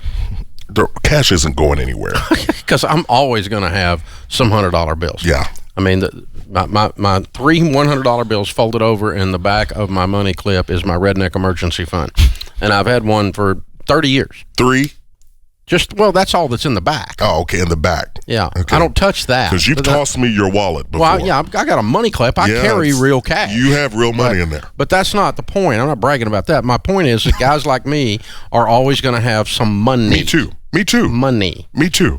You're never. Sometimes that stupid plastic, the algorithm kicks in because of identity theft, and you can't use any of it. I've had that happen. Yeah, me where too. Where they could not take it. They actually try being Dave Ramsey and not being able to check into a hotel with your debit card. That'll piss you off. Okay. So yeah, you got to have some cash right there. I mean, it's just, jeez. No, people need to I did not write down. The stupid cashless thing. Yes, just settle down. Go ahead and spread that out there among your stupid friends. Unbelievable. Retweet that. Repost that on Facebook. All right, Larissa. I feel better now, sort of. Not really. I'm just all stirred up. See what you did, James. Larissa's in Billings. I was there yesterday, Larissa. I was up there fly fishing. It's a beautiful country. I'd never been there before. How are you? Good. It is beautiful up here. A little hot, though, right now. Yeah. So I have been having some anxiety about paying my credit card bills off. I have to take that money out of savings and pay it off, and it's really hard because it's not there anymore. So I went ahead and called Chase, one of my credit card companies, and I wanted to do a little negotiating with them to settle. Are you behind? No, I'm not behind. Well, they don't settle with people that aren't behind, honey. Oh, I didn't know that. I was asking. That's why I was calling to ask if I had to. What would be the better option? No, they don't like write down debt unless they think they're not going to get their money. And if you hadn't paid them, I'm not suggesting this. Don't do it. But if you hadn't paid them in 6 months, right? Then they get in the mood to settle because they think you're a deadbeat. Okay. Larissa, how long were you on the phone with them before you found out that they're not budging? Oh my goodness, an hour. They gave me the runaround. They hung up on me twice. It was ridiculous. It is ridiculous. So, and you want to keep them around, huh? I'd write a check and pay those people off and get them out of my life. Say, chase this. Yes, I know. I need to do that now that I realize that. I was thinking that they would settle with me. At one point, one of them told me they would do 90 cents on the dollar. Wow, I'm surprised. So I wanted to try to get that in writing, and then their supervisor came on and said, no, we're not going to do that anymore. Yeah. And this person doesn't work here anymore. Yeah. Marge is no longer with us. Larissa, how much do you owe on this credit card? $4,700. And how much do you have in savings? I can pay it off. Larissa, how much do you have in savings? About $12,000. About $12,000. How many other credit cards do you owe on? One other, and it's only about $2,000. Okay. You got $12,000 in savings. So you could pay both of these off by the time you hang up with Dave and I. I sure could. You ain't. You got any scissors? No, I'm going to. By the end of this week, that's my goal. End of the week? Why are you waiting 3 more days? End of the day. Get your scissors out. It's time. You get them out right now. Let's hear some plastic surgery right here on the air. I want to hear it. I want to hear you chop them up. Get them out. Go over to the drawer and get some scissors right now. Don't make us come out there to Billings, Larissa.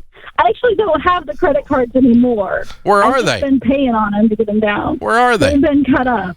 A long time ago. Well, that's so I can't use them. Oh, we've made a good first step. I've just been paying on them. So, hey, all joking and kidding around aside, okay? When you hang up the phone, call them and pay them both off, okay? All right, will do. We appreciate you calling us. Seriously. Open phones at 888-825-5225. You jump in. We'll talk about your life and your money. Taylor is in Houston, Texas. Hey, Taylor, how are you? I'm doing just fine, guys. Thank you so much for taking my call. Sure. What's up? Well, a few months ago, my wife and I finally decided to get really serious about paying off the debt and moving forward. Good. I sold my car. She got to keep hers because happy wife, happy life. Exactly. And, wife gets the good car. It's federal law. Yeah, that's right. I value my own health, too, so I wanted to make sure she was driving something nicer. Wake up alive. So I sold my car and bought a 1980 Datsun to get by in the meantime. Wow! Did you say 1980? Datsun! Yep. He said Datsun. The 1980 Datsun 280ZX with tiny tops that leak every time it rains. I remember those. Does it have the roll-down windows? No, this one was a very luxurious model that had the electric one. Okay, my bad. Continue. Please continue. But yeah, we affectionately call it leaky because it does leak every time it rains. So, I love it. Anyway, we're out of debt. We've got our 3 to 6 months of emergency fund saved up. You did it. Time to buy a car, dude. Yep. Thank you. So, just wondering what you guys would recommend as far as budgeting for that new vehicle. Obviously not new, but new to me. Well, you're going to pay cash, obviously. Nice, yes, sir. Okay. Yes, how much cash have you got?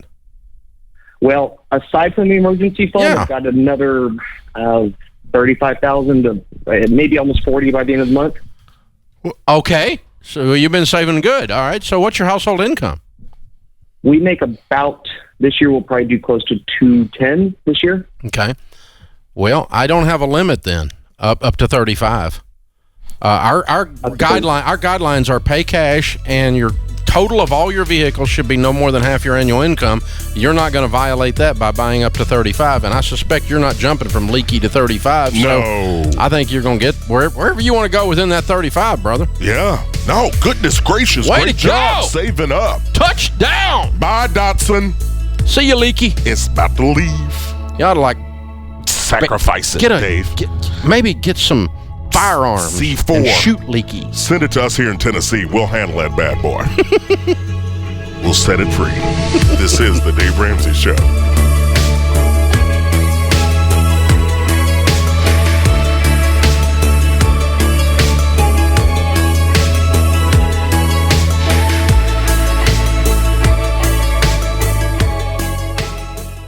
Right now, 78% of Americans are living paycheck to paycheck. That means if you look around your own neighborhood, 8 out of 10 families on your street cannot cover a basic emergency. They might not be able to afford their mortgage payment. They're not keeping their own money. They're sending a fourth of their paycheck to car payments, student loans, and the credit card companies. And the worst part, most of these folks don't even know why they're stressed, why they're fighting with their spouse, why there's too much month left at the end of the money. It's not okay. They shouldn't have to live that way. What if you could help them win with money? You can. As a Financial Peace University coordinator, our coordinators have helped over 5 million people learn how to pay off debt, spend and save wisely, and ultimately change their lives. If you have a heart for helping people, then you're the perfect person to become a coordinator. And you don't need a lot of time or any special training. Plus, someone from my team will walk alongside you and guide you through the entire process. Join us in changing lives and take the first step to becoming a Financial Peace University coordinator today.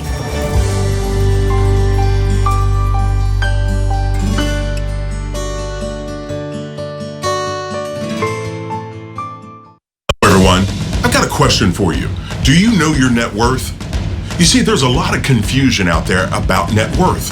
I mean, people think only celebrities have a net worth. That's not the case. Everyone has one. But what we have to do is understand how to do this. Well, here's what you do.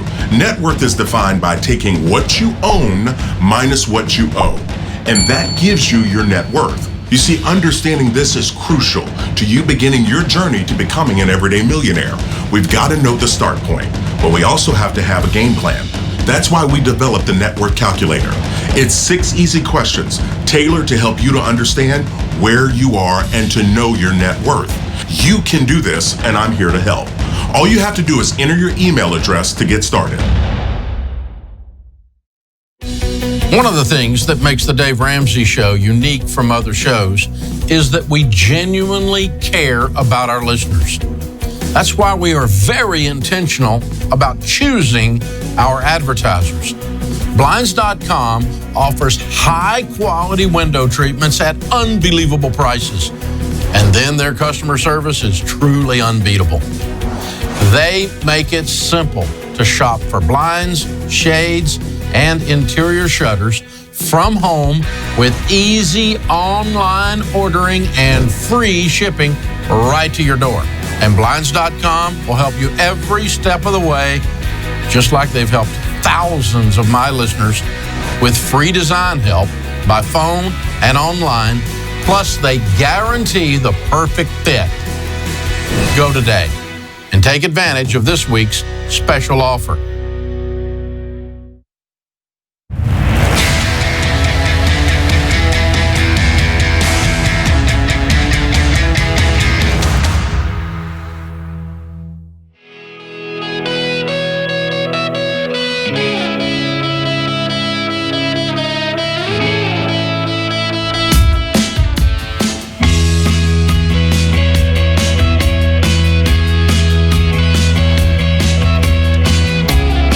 Well, business owners, we just finished up Entree Leadership Summit 2020 last week, and 2021 Summit is almost sold out. Yeah, that's bizarre. It's going to be Marcus Buckingham, Pat Lencioni, Craig Rochelle, Simon Sinek, Jim Collins, Christy Wright, Chris Hogan, Dr. John Deloney, Ken Coleman, and me. And for some reason, I do not see the dates on this, which is weird. But they'll tell you what they are, I guess, if you go to the website or hit the text the word summit to 44222. But it's going to be an incredible lineup. And there's just a couple hundred tickets left. It almost sold out with the actual attendees last week for next year. So it'll be, I think it's in May again, if I remember right. But anyway, Marcus Buckingham, Patrick Lencioni, Craig Rochelle, Simon Sinek, Jim Collins. This is a lineup. If you're in business and you want to learn how to be a better business leader, you want to grow your business, grow yourself, this is the premier leadership event. And Chris, I saw the scores come in. You got one of the highest scores of all the speakers. Oh, did I? Yeah. Oh, that's fantastic. Yeah. You never got a score that high on any of your tests in school, but that one was really good. I don't know why you had to go there. Okay. May 16 to 19. Thanks. Thank you. I'm going to turn the other cheek to that. I'm just saying that your scores were outstanding. Well, that's awesome. I mean, it's awesome. like a 97. That's fantastic. Here's the thing. I don't know how each year you pull this off. I don't know how you get people to come. These are world-class individuals, people that I've read, but, Marcus and Simon, and I mean, just getting these people to come to one location, and it's remarkable. And so if you're out there and you're a business owner, or you're someone that wants to be a better leader, you will never get a chance to see these people in one location other than this event, and you need to come check it out. Yeah, it's going to be a lot of fun too. It was this year. It was crazy crud. It was COVID crazy, but man, people are nuts. But anyway, it was the people that were here had an incredible experience. We had an incredible experience. We got to spend time with Craig Groeschel, and the time with the speakers, for me personally, they're just about all of them friends. Yeah. Damon John was down, and I actually got to have dinner with him. Him and his guys came up to the house, had dinner afterwards, and so he's a new friend now. Yep, Mike Rowe. Yeah, Mike Rowe, same thing. Mike I've been friends with Mike, but I didn't spend a lot of time with him. Right. And it was good to just see him, and he's just such a great guy. Every one of these guys that were here were absolutely stellar individuals as well as communicators. Absolutely. Same will be true next year, without a doubt. No, you need to, seriously. And many leaders said they were so grateful for the event. And the thing that I love this year more than I'd seen before, Dave, was you not only had leaders, but they brought other leadership team members with them, or other people in the business. So it's just a great opportunity for you. Definitely go check it out. Get your seats. They are going to move quickly just because it's unprecedented to get this caliber of speakers in one location. I'm actually a little shocked we have any left, but Entree Leadership Summit. Oh, wait a minute. This says waiting list. Okay, maybe it is already on a wait list. It may be sold out. Okay, so I half butt read my copy. That's bad. All right, so anyway, you find out what's going on since I don't know, apparently. Text the word summit to 44222. Summit to 44222. It may already be sold out. All right, Marissa is with us. Marissa is in Palm Beach, Florida. Hi, Marissa. How are you? Hi, Dave. Hi, Chris. Thanks for taking my call. I'm good. Good. How can we help? So my biggest goal really is to purchase a home before I turn 30. I'm on baby step 2. I make about $72,000 a year, and my debt right now, after working on baby step 2, is $112,000 in student loans.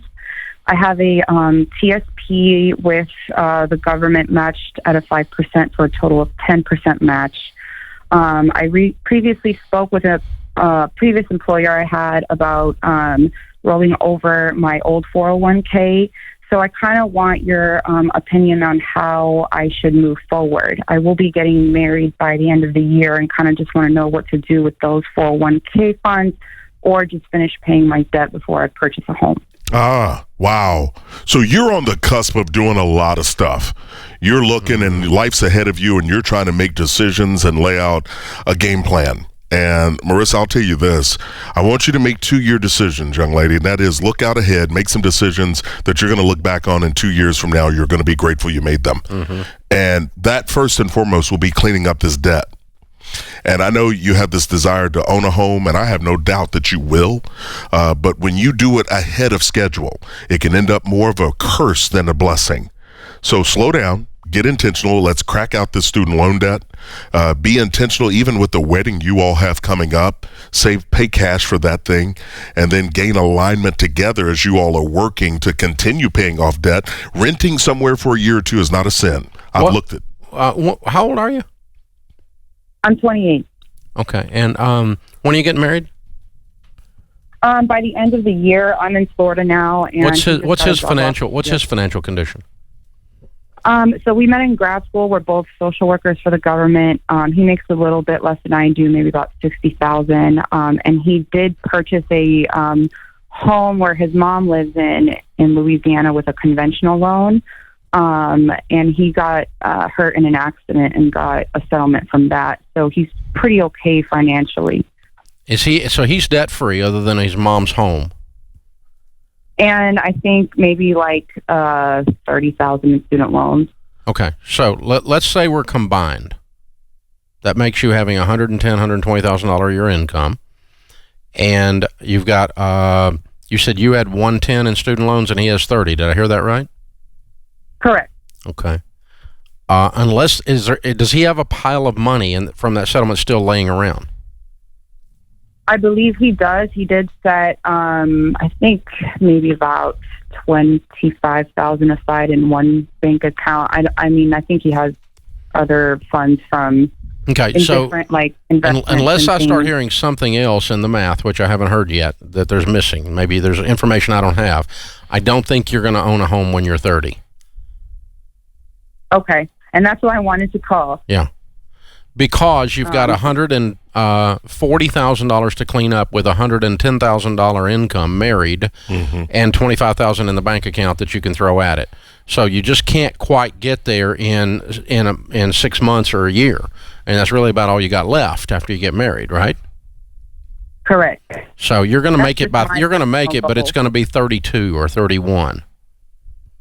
Okay. But when you do it, you'll have zero debt. You'll have your emergency fund in place. You do not cash out 401ks unless or old 401ks even, unless it's to avoid a bankruptcy or a foreclosure. And because the government's going to take taxes out of it right now, there's no penalty. Normally there's a 10% penalty too, but they're going to take taxes out of it too, and so that's going to be like borrowing money at 30% interest to get out of debt. You don't want to do that. So roll your old 401ks to IRAs, get with SmartVestor Pros and do that, and then we're going to give you a wedding gift. We want you to get in Ramsey Plus and go through Financial Peace University and start using the Every Dollar budget, and you guys start working together as part of your pre-marriage counseling and getting ready to be married. Not combining your finances until you're married, but working together and learning and hitting these goals and saying, okay, then as soon as you do combine households, then you put it into high gear and knock this stuff out. And I think you're going to have a house in 31, 32 years old within 3 years, but I don't think you're going to have one if you do it smart. Right. Within, by the time you're 30. No, I agree, Dave. And I want to clarify for everyone out there. I know the government and the CARES Act has said that you can get to your 401k and they've gotten rid of the 10% penalty. They did not get rid of the obligation to pay income taxes on the money that you pull out. So I don't care about the CARES Act. I care about your financial future. You've got two reasons that you would touch that money: to stave off a bankruptcy or to prevent a foreclosure. Those are the only two reasons. Did you just say you don't care about the CARES? I sure did. I don't care about CARES. Don't care about it. Is that a double negative? Is my English teacher rolling over? It's just care. Oh, okay. It's a care. I don't care about care. Hey, we're Care Bears. No, you are. You're Sparkle Bear. I know what you are. Oh, help me, Lord. Way too much. Yeah, time to get this hour over with. About 45 seconds ago. That puts this hour of the Dave Ramsey Show in the books.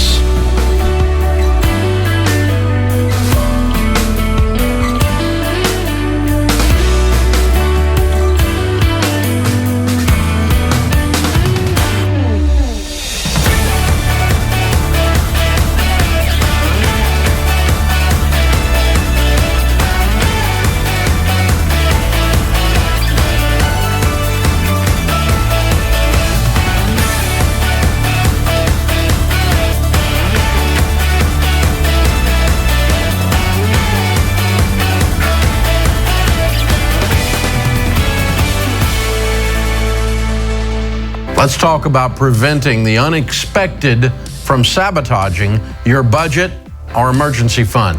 Imagine your refrigerator goes out. The average new refrigerator costs around $1,500, but fixing it yourself could cost you only $50. Here's what you need to do. Fix it. That's right. You can fix your major appliances and power equipment yourself with parts and expert advice from my friends at Appliance Parts Pros. Over the last 20 years, Appliance Parts Pros have helped over 7 million families solve their appliance problems while saving up to 90% on their repair costs. They carry over 2 million appliance parts and offer easy returns. And anyone can do the job themselves with 3,500 repair and how-to videos, plus live chat on their website. You can also call their expert technicians 7 days a week or join their Facebook group for extra tips. Save money and get your parts today at AppliancePartsPros.com.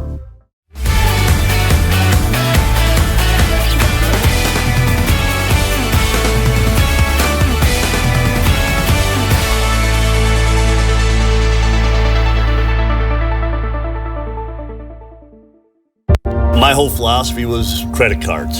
I'll just work another week. Swipe the card, work another week, swipe the card. I got this, right? Just kept adding up, and I bought this, bought that. Borrowed for everything. Yep. Want a new couch? Go finance it. Want a new TV? Go finance it. Like, I just kept looking at the numbers and I'm like, we are out of money again. I was quote unquote successful, so I was supposed to be living the dream, so I acquired more debt and more debt and more debt. And so I think it just began to snowball from there. Like, I needed to reward myself for all the good things that I've ever done.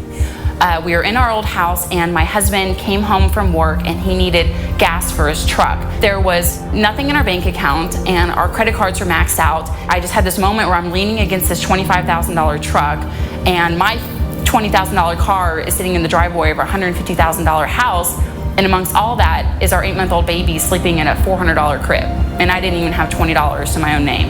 So it was in that moment where I realized I had to do something different. We were tight, but we were doing okay in the sense of we could cover everything and there was a little bit left over. And so I felt, since I was doing well in sales and my career's starting to take off, that I've earned the right to buy a brand new truck. The way I justified it was I only need to sell this much each month to be able to pay the bill for that. The truck. Something clicked. It was that turning point that made me realize that we have to do something different. I came home and said, all right, honey, let's cut up the credit cards. Paying off these credit cards and charging them back up, it never even dawned on me that I was doing it. So once I got like extremely frustrated, I went ahead, I cut the cards up, I closed the accounts. It gave me a sense of relief, a big sense of relief. I could have been out of debt so much earlier had I just cut the cards up. I got these credit cards, every one of them maxed out.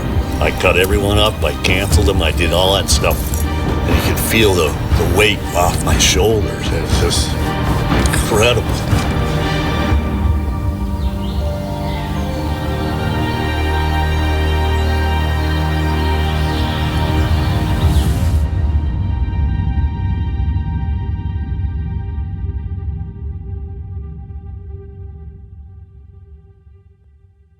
So when you begin investing, where do you start? Well, I tell people to start with mutual funds.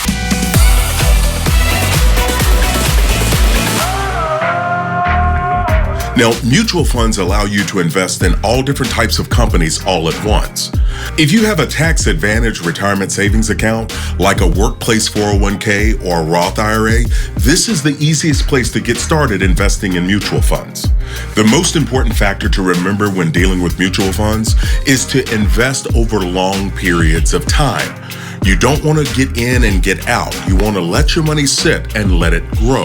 One of the biggest perks with mutual funds is diversification. Now, what this means is that your money is spread around to multiple different investments. You don't have all your eggs in one basket like you would on a single stock. If you had all your money in a single stock and that stock tanked, now you're dealing with a really big loss. As you look at mutual funds, there are typically 4 different classes. You've got growth and income.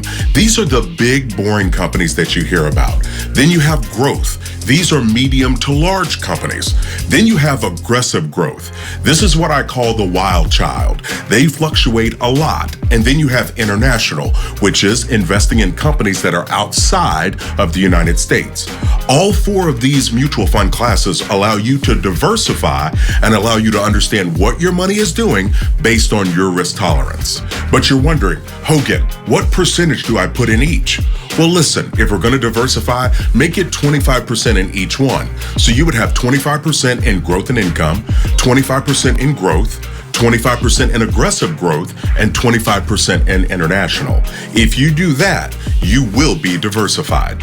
When you're dealing with mutual funds, you want to deal with an experienced fund manager. This is someone that knows what's going on and they know the ropes. They're going to be able to guide you. So you want to look for someone that has at least 5 to 10 years of experience in that position.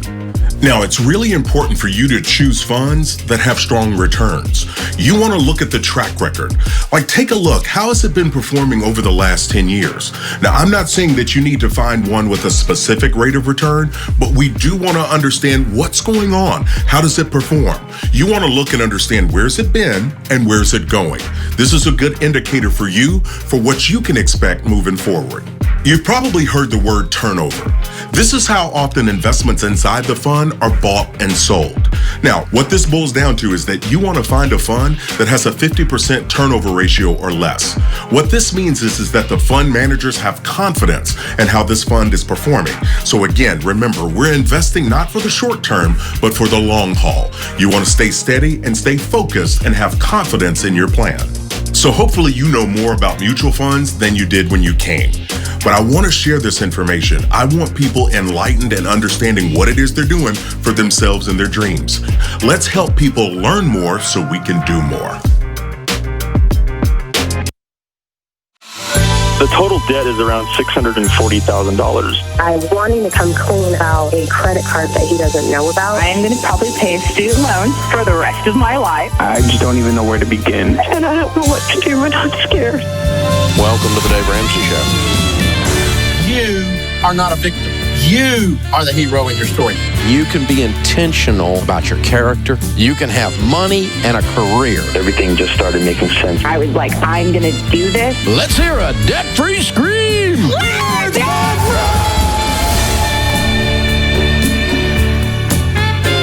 Live from the headquarters of Ramsey Solutions, broadcasting from the Dollar Car Rental Studios, it's the Dave Ramsey Show.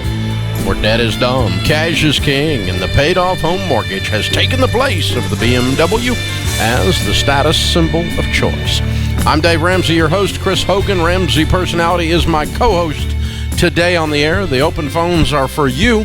The call is free, and some say the advice is worth what you pay for it. The phone number is 888-825-5225. That's 888-825-5225.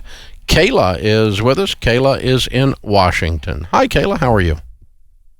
Hi, Mr. Ramsey. Hi, Mr. Hogan. It's such an honor to speak with both of you. You too. What's up? Well, I'm a stay-at-home mom. I've got 2 little boys and 1 on the way. And I also run my own business. But I want to expand it, and I really want to grow. Eventually, I want to run my own company. Like, I've got big dreams, but I'm also strapped on the amount of time I can into my business because I'm a stay-at-home mom. So I guess I have 2 questions. One is, what are my next steps to expand my business and get it to this point where it's just really, really successful? And then also, I would like to invest in a mentorship that might help me grow. But personally, we're on baby step 2, and so I didn't know if that's okay to invest business money back into your business if you're on baby step 2. How much are you making on the business? Last year, I made about $33,000. Profit? About like $29,000 profit. Okay, good, very good. Okay, so you're making a couple grand a month after it's all said and done, Yeah. give or take, and what portion of the $2,000 a month or $2,500 a month would you put back into the business? Well, that's the thing. It's a mentorship, and I'm not sure how to gauge how much I'll get out of it. No, that wasn't what I asked. I asked what you were going to spend out of the $2,500. How much would you spend? Oh, $500 or $700, either one. A month? Less than $1,000. A month? No, just one time. Okay. Well, out of $29,000, would I spend $1,000 on education or $700 on education? Yeah, once I've verified that the education has a value by studying and learning about it, and don't look for magic beans. There aren't any magic beans. No one has magic. When we sell leadership training and we're Entree Leadership Summit and those kinds of things, we don't have magic beans. You know what Jack found when he got to the top of the beanstalk? Giants. You don't want magic beans. Right. No, I want to put in the work, and I know that it's going to take time, and that's why. Yeah, but don't think that some certain mentor or some certain Entree Leadership event that we teach or something else is going to suddenly make business easy. Mm-hmm. Nope. It's still going to be hard. Yeah. Kayla, what kind of business do you have? It's a photography business. Okay. And so you are the business, correct? Yeah, I own my job, and that's where I like how Dave says I own it. And I want to get bigger. I want it to expand. Well, but you're also growing your family. So you've got 2 kids, you got 1 on the way, right? Yeah. And so right now you're the one that is traveling. Are you doing weddings? Is that your primary source? Yep, weddings and portraits. Okay. The weddings bring in the biggest cash. Okay. And see, you are the bottleneck for that business as well. So, you've got to look at it and give yourself ample timing. What can you devote? You've got this new baby that's coming. You've got to be very intentional with it. But you are right now the product and the service. And so how much more of your time can you give? And are you charging enough for it would be one of the first steps I'd walk you through if I were coaching you. Yeah. Let's do this. Let's put you in Christy Wright's Business Boutique Academy and do that for a few months. And that puts Christy right up in your face. Because she's got her hands deep in that stuff.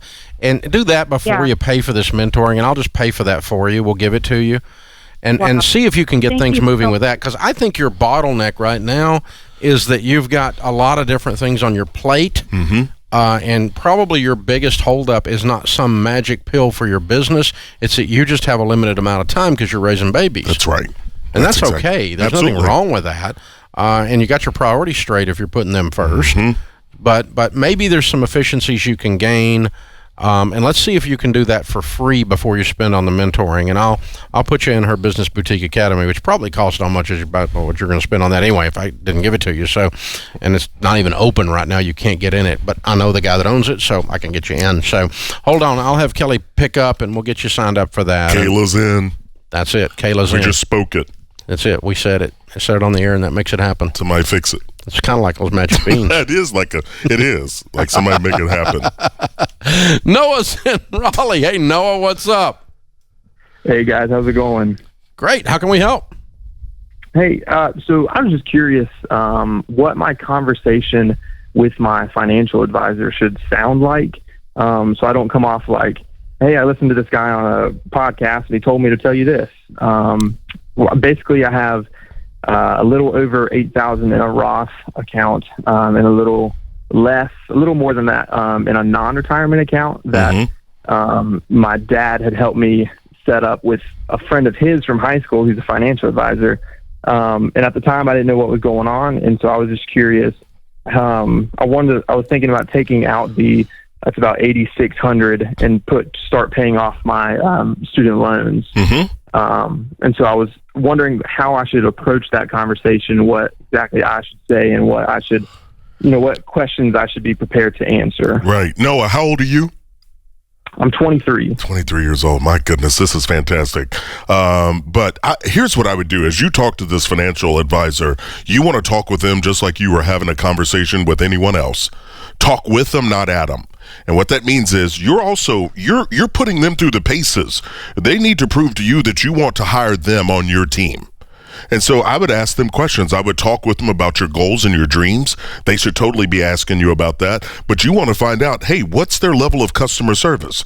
How often do they meet with clients? What's your access point to them if you have questions? And just begin to kind of walk them through the process to find out, is this male or female someone that's going to help me reach my dreams? So, no, maybe I misunderstood. Did I understand that you've already have the financial advisor and you're going to take your money out of your Roth and you want to know how to ask them to do that? No, not the Roth. In the non-retirement account that I have. Okay. All right. Well, okay. Here's the thing. The guy was the guy that you're currently with. Your dad handed you to, right? Right. Yes. Okay. So there may be a bit of a challenge in that because he may, if it's a guy or gal, they may adopt a parental tone with you. And I would, if I were you, I would gently not tolerate that. You don't have to be a young jerk about it, but you can just say, no, you work for me, and I need you to teach me things, not tell me things. And if he can't do that because you were handed from your dad, then you may need to get a guy that you hire rather than your dad hires.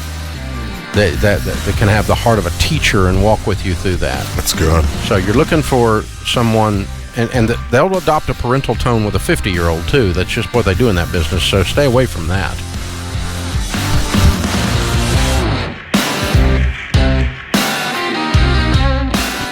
We believe believe the American dream is alive and available. Not for a select few, but for everyday people like us. Regardless of background or bloodline, we make our own success. We choose the path to building wealth. It won't happen overnight. We know that investing in the future takes sacrifice. We won't go it alone. We will seek wise counsel along the way and refuse to take advice from broke people. We will not make excuses. We will make progress. Obstacles will get in our way, but we'll go over them. We'll go under them or even through them because we have a plan. And as we succeed, we will not apologize.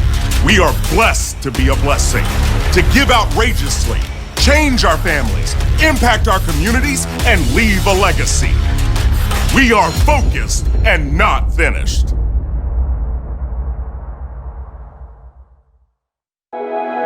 It's easy for us to all get bogged down into finances, and that can really hinder your work performance if you have something going on in your personal life. I just remember this feeling of hoping I'm going to make it till my next payday. Am I going to get the electric bill paid? Our grocery money's gone. Retiring and planning for the future was nerve-wracking. What's going to happen when there's just no money, there's nothing there? So as we look at trying to create a culture where our employees can be successful, being able to reduce that anxiety and take control of their lives is important. And that's where the Smart Dollar program really plays a critical role for us. It's a teaching tool. You're giving them a lifelong skill set, whether it's getting out of debt or budgeting or how to best prepare for your future. There was something in there for everyone.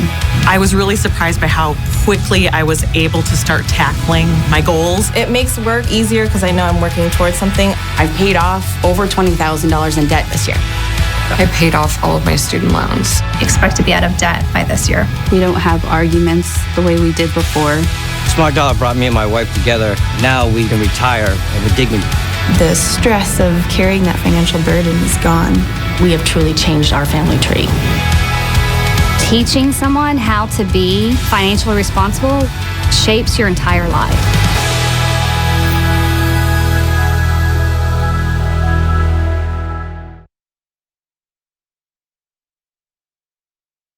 Every day I talk to people who are completely overwhelmed by their student loan debt and they don't know what to do. But there is hope. You could refinance your student loan to a lower rate with my friends at Splash Financial. Unlike other refinancing, Splash has no fees, no application fees, no closing costs, no early payoff penalties or fees, nothing. And if you qualify, you get lower rates to help you get out of debt faster. It's that simple. Here's an example. Let's say you're paying on $91,000 of loans over 18 years at an average APR of 7.7%, which would end up costing you a total of $169,000 by the time you get out. But instead, you refinance with Splash to a 10-year loan at 4.17% interest rate, keeping your monthly payment exactly the same.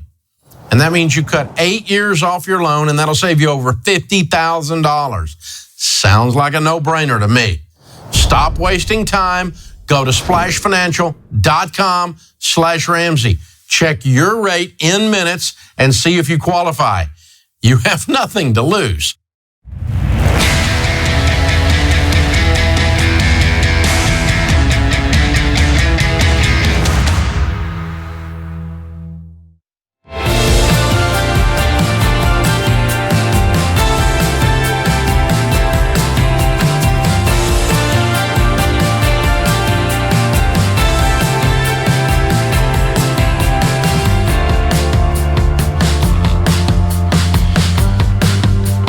Chris Hogan, Ramsey personality, my co-host today here on the Dave Ramsey Show. Open phones at 888-825-5225. That's 888-825-5225.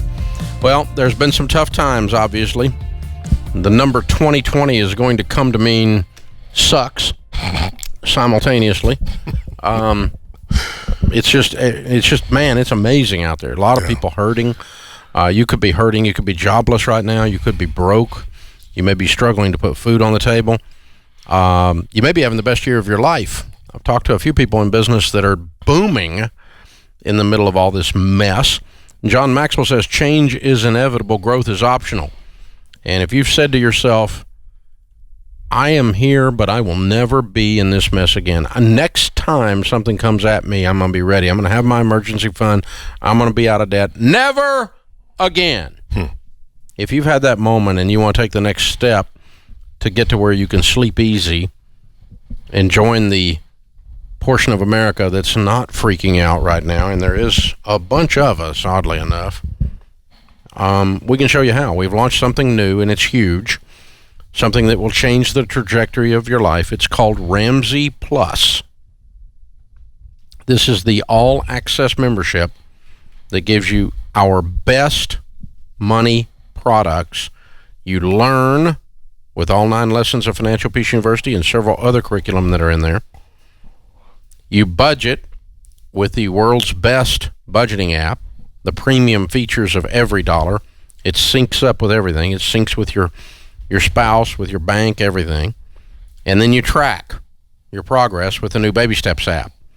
You can do a free trial on Ramsey Plus and get all of that in the free trial. The budgeting, the learning, and the tracking. Set yourself up so you never again have to face something like this without confidence. So how do you do it? Text, if you want the free trial to Ramsey Plus, text TRIAL to 33789. Text TRIAL to 33789. Kenny is in Odessa, Texas. Hi, Kenny. How are you?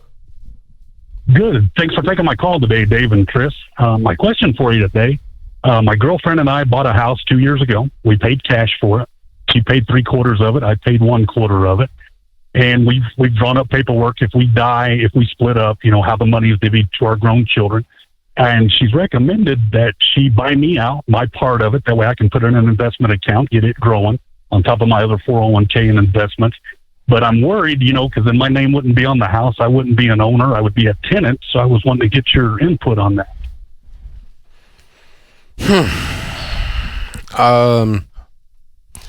The data that we have from people who build wealth, don't do it the way you're doing it. Okay. And so the data that we have from millionaires is they have, north of 80% of them. We studied 10,000 millionaires in Chris's book, Everyday Millionaires. North of 80% of them were in lockstep, complete shared goals with their spouse. We found almost none of them being people living with someone they weren't married to. That's the actual data points. And so I'm kind of a practical guy in that respect. And so you may want to reconsider your whole model, is my point. Because if you were married and you had a big pile of investments and you had a paid-for house, you wouldn't be dealing with all this crap. You're spending a lot of your energy running sideways. Mm-hmm. Kenny, I'm That's curious. What my question was. Go ahead, Kenny. She's wealthy. I mean, she's got plenty of money for retirement. She gets alimony every month. I have a great career. I make 6 figures. I've got plenty in my 401k, plenty there. Like I say, we've just bought this house together. This is the only thing we have together. All of our debts are paid off and everything. And that's all we have together. But like I say, she was just wanting to buy me out. Just that way there's no hassle in the end. If something happens to one of us or both of us, we travel a lot and stuff. And it's just easier, it's in her will that her child gets. Yeah, it's no hassle at the end of the relationship either. You're just gone. Right. Yeah, that's what I'm worried about. Well, and it sounds like to me she's not wanting to get married because of the alimony setup. True. We neither one want to get married. We've both been married before, and we like our relationship the way it is. We've been together almost 5 years, and like I said, we just moved in 2 years ago. And so she brought to you the idea of buying you out of this house? I would do We were just talking about investments and everything, and yeah, she just brought it up. She goes, "Hey, would it be easier? Because we're doing our wills again and stuff like that." It would be cleaner. It would be easier. It would be much cleaner. Oh. Okay. Yeah. But you don't think there's a problem with my name not being on the house, and it's the problem is you don't live there if she don't want you to. Right, and so you don't see that as a real problem, though. That's a relationship issue. That's not a financial issue. Right. And if you want to own some real estate, you can go buy some real estate elsewhere as rental property, right? But when you don't own the home, when you don't have any ownership rights at all to the home you live in, when the owner says leave, you get to leave. Good point. Yeah, you're a tenant. But that's a relationship issue. But you just outlined what your all's model was and how you're approaching this. I'm telling you, there's very few data points that say that leads to prosperity. It usually doesn't, as a matter of fact. So I'd be a little bit worried she wants to buy you out. Just out of the blue. Be a telltale sign. Don't spend that money. I want to buy you out. Hashtag get out. Yeah. We're just teasing I'm you. Just playing. We're just teasing you, Kenny, sort of. Hang on to the money, Kenny. No, I would do it. Because it would clean up everything. It would clean up everything. You're just mean, Hogan. I'm telling you, you're mean. Hit the button. You're a big, mean man. Cannon is with us in Burlington, North Carolina. Hi, Cannon. How are you? Good. How are you, Dave? How are you, Chris? Better than we deserve, for sure. What's up? Yeah, just got a quick question for you guys. So, last year, my wife worked at a credit union for about 10 months while she was finishing up nursing school, and they started taking some of her income and putting it into their 401k. Well, about the time that they left, there was only about $450 in her 401k, and they said that they wouldn't allow that to stay in their 401k, so they rolled it over to just one of the bank's investments. And then charged $50 for the direct rollover fee. So there's $400 and they just sitting there. Grief. These people are sharks. Yes. I'm going to help you roll over your $56 account and charge you $50 to do it. I know, exactly. So my question is, I know with the bills that Congress passed, would it be better for me to just withdraw that? I'm in a 12% tax bracket. Would it be better for me to withdraw $400 and pay $48 in taxes, or pay another $50 rollover fee to get it in something that's actually going to make a little bit of money? It doesn't matter. If you just set fire to it, it won't change your life. So that's what I was thinking. Yeah. I just didn't know I'm certainly not leaving it with those characters. No. So either move it, and I don't know that unless they charge you another rollover fee to get it out of there. But it's $450, man. It doesn't matter. It's not gonna make or break your life. Either way. Just stay away from these people moving forward. Yeah. So what do you learn from this? Banks charge fees. Be watching for them. Yep. Be watching for them. Aaron is with us. Aaron is in. Whoa, wait a minute. Come on. We get the right button here, Dave. There we go. Aaron's in Nashville. Hi, Aaron. How are you? Wait a minute. No, you're not even there. Oh, God, I screwed it up completely. I think I hung up on him then. He's gone. Yeah, well, he'll call back maybe. Call back, Aaron. Sorry, Aaron. Tell me I'm the mean one. What? Yeah. No, you're the mean one. I'm the klutz. Yeah, hit the wrong button. I hit the hang-up button. You'd think I'd know how to work this crap by now after 30 years, but I don't. All right, anyway, Chris Hogan is here to help me get through this other half hour on the Dave Ramsey Show.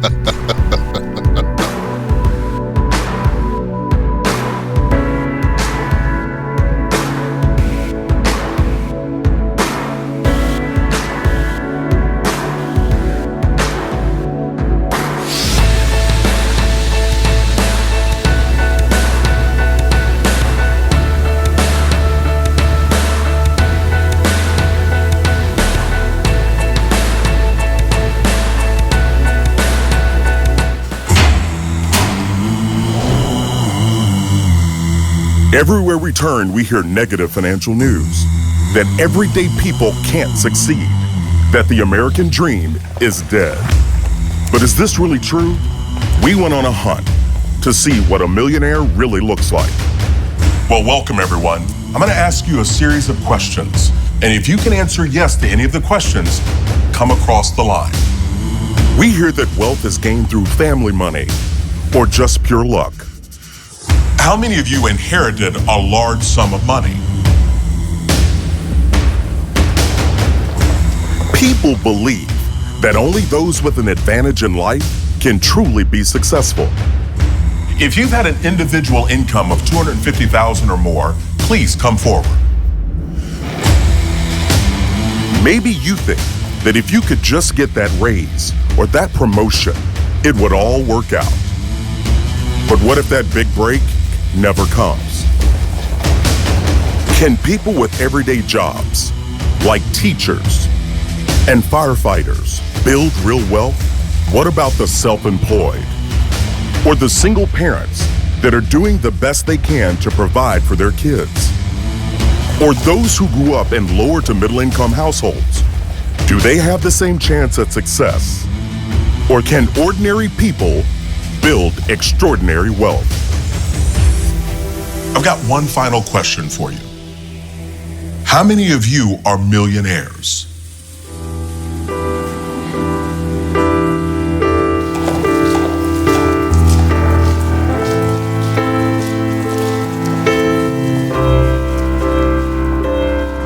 All of us are tempted to believe that millionaires had a head start or some kind of advantage in life. But those are just myths. They're everyday people, and they're hiding in plain sight.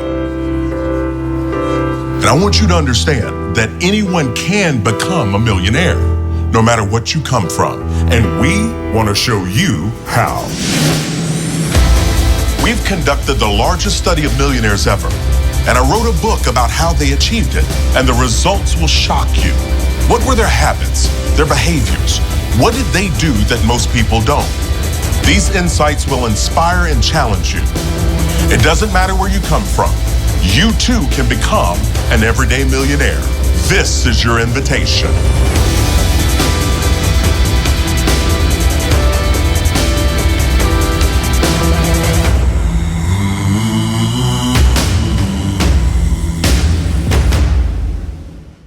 Here's the truth, you guys. One day you will pass away, and one day you need to take care of your family, your loved ones. We're going to talk about how you can do that today. I'll see you right after this intro.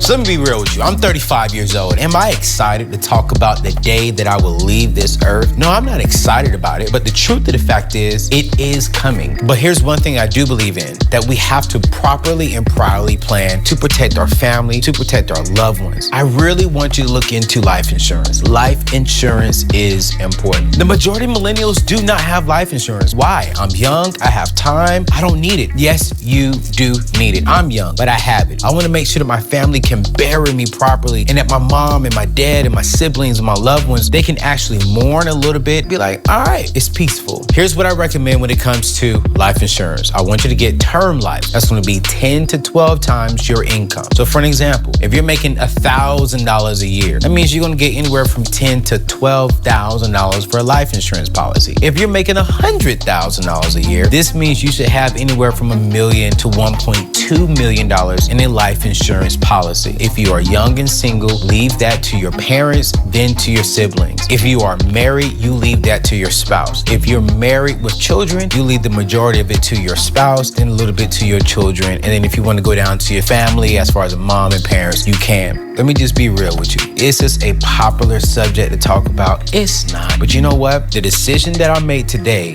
now impacts my family. So go ahead and check out the coverage checkup link below. Let me know if you do it. Comment below. Get life insurance. If you're a millennial, I want you to make sure that you are really doing your responsibility to take care of your family. Yo, I love y'all. Peace out. Let's talk about preventing the unexpected from sabotaging your budget or emergency fund. Imagine your refrigerator goes out. The average new refrigerator costs around $1,500, but fixing it yourself could cost you only $50. Here's what you need to do. Fix it. That's right. You can fix your major appliances and power equipment yourself with parts and expert advice from my friends at Appliance Parts Pros. Over the last 20 years, Appliance Parts Pros have helped over 7 million families solve their appliance problems while saving up to 90% on their repair costs.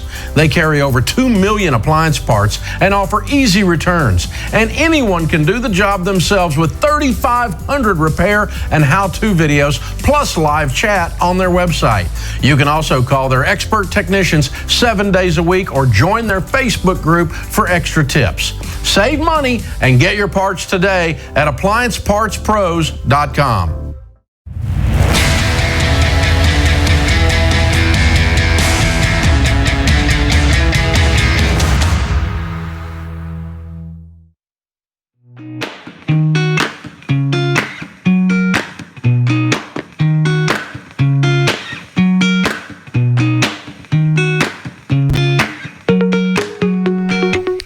Ramsey personality Chris Hogan is my co-host today here on the Dave Ramsey Show. Open phones at 888-825-5225. Camilla is in Las Vegas. Hi, Camilla. How are you? Hi, Dave and Chris. It's a pleasure to speak to you guys today. You too. How can we help? Okay, well, my husband and I are going through a divorce, and we own a small business together, and I'm wondering what formula to use to split up that small business. I'm sorry. How long have you been married? Thank you. We've been married 10 years. What happened? He just walked out of the marriage. So who's been running the business? Tell me how that works. He runs the business day to day. I've worked in the business throughout the years, but he's taken over all those responsibilities in the last 6 months. Okay. So what do you plan to do with your life? I'm not quite sure yet. I'm working on that. How long ago did he walk out? A couple, let's see, probably like 3 months ago. How many kids you got? 3 kids. What age? 8 years old, 4 years old, and a year and a half. So I assume over this 3 months he's begun paying child support during the separation, correct? We've had our accounts together still. We've been working together out of one account, and just and he's living with his parents, so doesn't have any extra expenses. So you're just using the money with the combined accounts to take care of the family? Yes. Okay. All right. Do you all own anything else? Any money? We own our cars, and we that's it. Yeah, that's the only thing that we have. You don't have any money anywhere. Retirement. There's no retirement accounts. We have retirement. Yeah, we have. We both have retirement accounts, like $15,000 each. Okay. And our home, we have a little bit of equity and probably like $100,000 worth of equity. And what's the home worth? It's worth about $300,000. Okay. And so you owe $200,000? Yes. Okay. And Camilla, we owe a little less than that. Were you a stay-at-home mom, or did you work outside of the home? I was working in our business. Okay. But not a regular set time. Yeah, it changed, and it changed over the years that we had the business. We've had it for 5 years. Okay. What is your attorney saying? I don't know. I haven't gotten their advice about it yet. Okay, let me help you with this. 3 months after your husband walks out and lives with his parents is too late to get an attorney. So you need to I have one. We've been trying to mediate mostly and not use attorneys. Okay, that's fine. There's nothing wrong with mediating, but you need an attorney to close and put a lid on this. And so you're not getting any legal advice at all. I am. I guess I just don't know what the right questions to ask are. Okay. Well, the legal advice says that you're going to get a pile of child support from him for 3 little kids. Mm-hmm. And the legal advice then should say that you're getting half of everything else, at least. Yeah. Okay. Yeah. So what is the net profit on the business in a year? Net profit, taxable income. What did you all pay taxes on last year? Last year it was $40,000. Okay. All right. Well, the business is probably worth between, if that's an exact figure, it's worth somewhere around 4 times that, so around 160. Okay. And so if you sold the house and you took his retirement account and you got the equity out of the house and he got the business, that's probably not a bad trade. Okay. So you had $30,000 in retirement at that point. You got $100,000. And you get your car. You get the most expensive car of the two, you're getting pretty close to half of the assets at that point. Okay. And he has the business free and clear of you, and then he can run it and pay child support and maybe alimony, depending on what you come up with. Yeah. Okay. I also wanted to mention that in the beginning of 2019, we bought out a partner that we had for 30%. We bought them out for $90,000. You overpaid. Yeah, that's what I'm guessing. Yeah. So, and you paid cash for that? No, we took out a second loan on our home to do that. Okay. Has that been paid off? We've been paying it down, but no, it's not paid off yet. So that's part of the equity in the home you're getting in my scenario. So that is an interesting part of the equation. Yeah. So what I'm trying to do is to get you half of the assets and him end up with the business, because you don't want to remain in the business with a guy you're divorced from. Right. You don't want to trust him to give you accurate numbers on the P&L. No, yeah, he's already locked me out of all the accounts. Right. Yeah. And here's the deal. He doesn't want you to get an attorney just because he's trying to get it done as cheap as possible. Yeah, and he's trying to I think you probably need legal counsel. You do. Yeah. Okay. Camilla, that's the only way you're going to get a clarity, and it's going to be an equal, and it's going to be something that you get done in the best interest of their children. Not trying to pick a fight. I'm just trying to keep you from getting bullied. Right.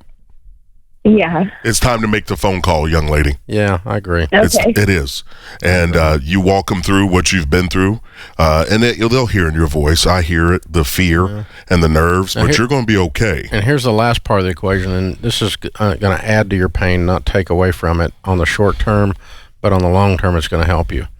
Unless you're going to land a very, very serious career very quickly, like $80,000 income or above, you're not going to be able to stay in this house. Yeah, I'm planning to sell it and just rent something cheaply. Yeah. Okay, good. And then you've got to get your career started and start putting tools in your belt with that money that you get from the house. I think you get the house equity and the nicest car and all the retirement accounts, and then maybe some more. Okay. And then he gets the business. That's because the business is probably worth about 4 times 40. So somewhere maybe 5 times. So somewhere between 160 and 200 is his portion. And if you can get everything else to add up to close to that, you're getting pretty close. Or have him, give you $50,000. He goes to the bank and gets it. I don't care what he does at this point. He's walking off from a wife and 3 kids, so I'm not going to have much use for him. So, man, what a mess. It is. Yeah, I think the best thing came out of the whole call, though, Chris, is what you said, that she needs an attorney. She does. And not everybody that ends a marriage is a horrible guy. No. It's not me guy bashing, so you stupid people that send me that stuff, I don't guy bash. We don't know the whole situation, but all we've got is what she told us. The facts, yeah, so, the details. But yeah, you're entitled to, I think, more than it is being hinted that you're going to get. That's my opinion in listening to it. And sometimes that just requires standing up, and that's what Chris is saying. So get some legal counsel. I would get the house sold, take all of that money. I'd take 1 or 2 cars, and I'd take all the retirement and maybe some out of the business unless there's some other money somewhere else. But I tell you what, I also love the fact of you just being straight up with her and letting her know that house can't stay. Yeah. So she can emotionally go ahead. She'd already done it, though. That's good news. Yeah, she was aware. That's good news. That's a good thing. But a lot of people try to hold on to a house they can't afford after a divorce, keep the kids stable in the house. All the stuff. And it continues the nightmare. Yeah, it really does. Instead of shortens it. This is the Dave Ramsey Show.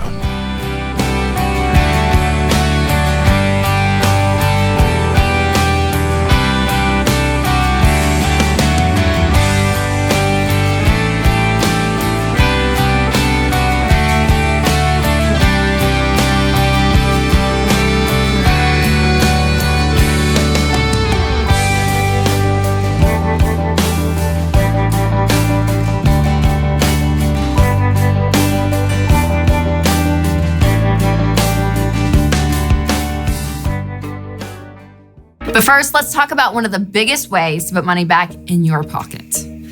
Look, I get it. Cars are a status symbol in our world today. People look at your car and just assume they know everything about you. And you might see someone drive like this really nice car and you just assume that they have a lot of money. But the truth is, most people do not own their cars. No, they are paying the bank, not themselves. And in my personal, humble, wise opinion, a car loan is honestly probably the dumbest type of debt that you can get into. Because look, just look at the math. You're taking out a loan and paying interest on something that is going down in value. So, mathematically speaking, this is not smart. So, let's just look at the reality of car payments today, okay? It's a lot of numbers, but stay with me. The average car payment is $545 over 69 months. So, almost 6 years of paying $545 every single month. I just keep thinking about how many pairs of shoes I could buy with that much money, you guys. I mean, it's insane. And then on top of that, your car loses 25% of its value the instant you drive it off the lot if you buy a brand new car. Now, here's where the math really gets you. The average total car loan is $31,722. Now, by the time you finally pay off that car 6 years later, you've actually paid $37,605 in car payments. Now on something that's worth $10,000. Yes, because your car goes down in value over those 6 years. So when you look at it, it's crazy. Now, on the other hand, what would it look like if you paid cash for a car and you invested that car payment instead of paying it to the bank? So if you invested $545 a month with the average annual rate of return of 10 to 12%, in about 30 years, you would have $1.4 million. Yeah, I hope you like the car. I mean, I heard that. I was like, oh my gosh, that is insane. Over $1 million. That is what your car payments are costing you. So do not cripple your future with a car payment. You can pay for a car in cash. People do it every single day.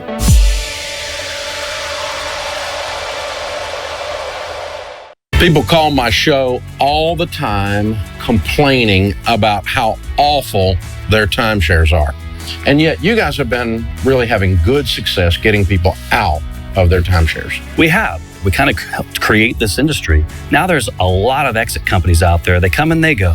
Timeshare exit team is different. I mean, we've now have, almost 20,000 people out of timeshare contracts. Actual results. Actual results. Big deal. Our guarantee is that if we can't get you out of your timeshare, we give you your money back. Hey, if you need out, Timeshare Exit Team is the team, the only team that I trust to help you. Schedule your free consultation by calling 844-999-EXIT or timeshareexitteam.com.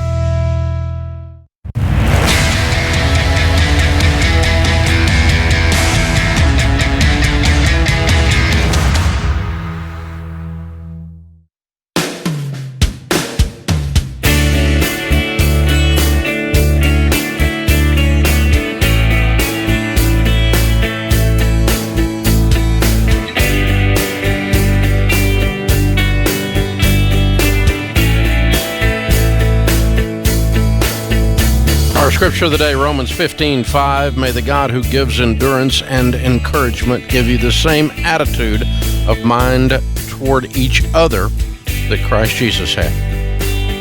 My friend Lou Holtz says, ability is what you're capable of doing.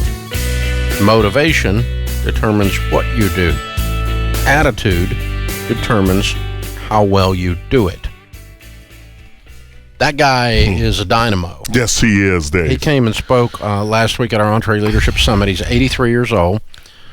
2 weeks ago, his wife passed away and was buried.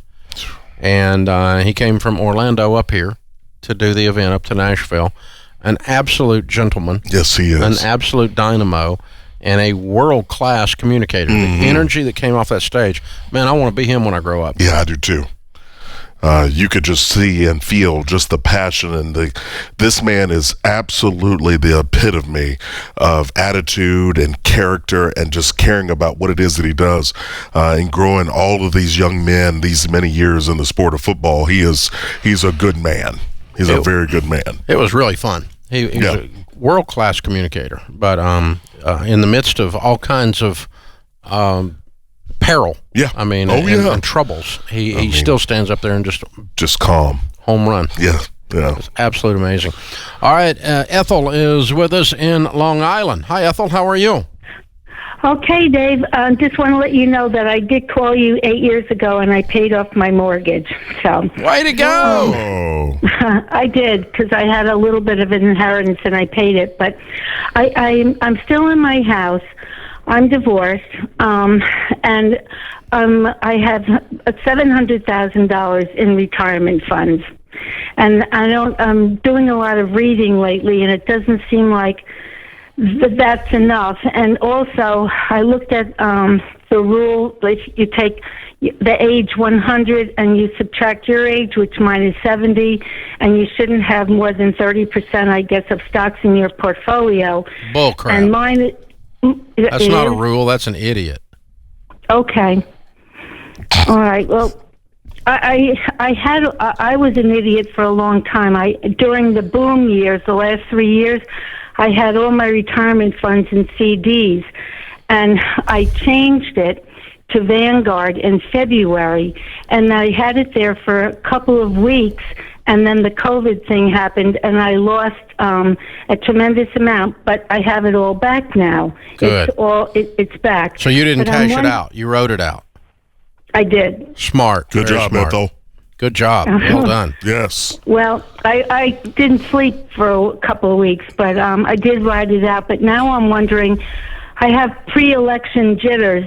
I don't want to get too political, but if President Trump doesn't win, I'm afraid that the market may not do so well, and I'm afraid of the same thing happening, another dive. And I'm wondering if I should cash out now since I have everything that I have, or what I should do. You know, I've been on the air almost 30 years, and I've heard that every election. Well, this one seems a little different. It's definitely different. The players are different. I was during the Obama years, though. I was an unhappy. Had a lot of trepidation. I'll put it that way. I saw things closing on Long Island, and I just thought, I don't know. I'm very concerned. Yeah. Well, whether you agree with someone's politics or not, if you look at the historic ride of the stock market as an investment, it really, other than occasional blips here or there, has not necessarily followed a party. It actually boomed under Bill Clinton. It boomed under Ronald Reagan. It dove under Jimmy Carter. So I mean, they can do things to screw it up, but they really have to work at it to screw it up, because this economy is just more robust than who's in the White House. And now, can they do things to make the business climate more friendly to make money in business, which helps the stock market go up? Yes, they can do all of that, but it's not a guarantee. What happens in your house is, the bottom line is people are going to still go to Home Depot regardless of who's in the White House. They're still going to buy an iPhone regardless of who's in the White House. They're still going to do whatever, and those companies make that money. So I don't disagree with the concern about our nation and the lack of character among anyone that is running anywhere ever. But I don't disagree with you on that, but I wouldn't freak out about that. Now, if you want to be a little bit more conservative in your portfolio, that's fine, but no, I would not have 30% in mutual fund. You're healthy and vital at 70, there's a strong chance statistically you're going to live to 90.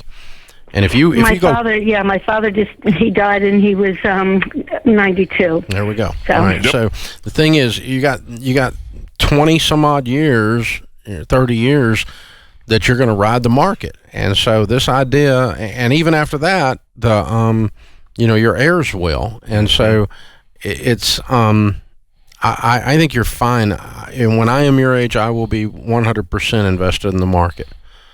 In terms of the mutual fund purchases, I won't be sitting in cash and bonds and this other crap. that these people put out there. Well, Dave, and that's why it's really important to have that SmartVestor Pro in your corner that you can have a conversation with, talk about these things in a rational way or an irrational way.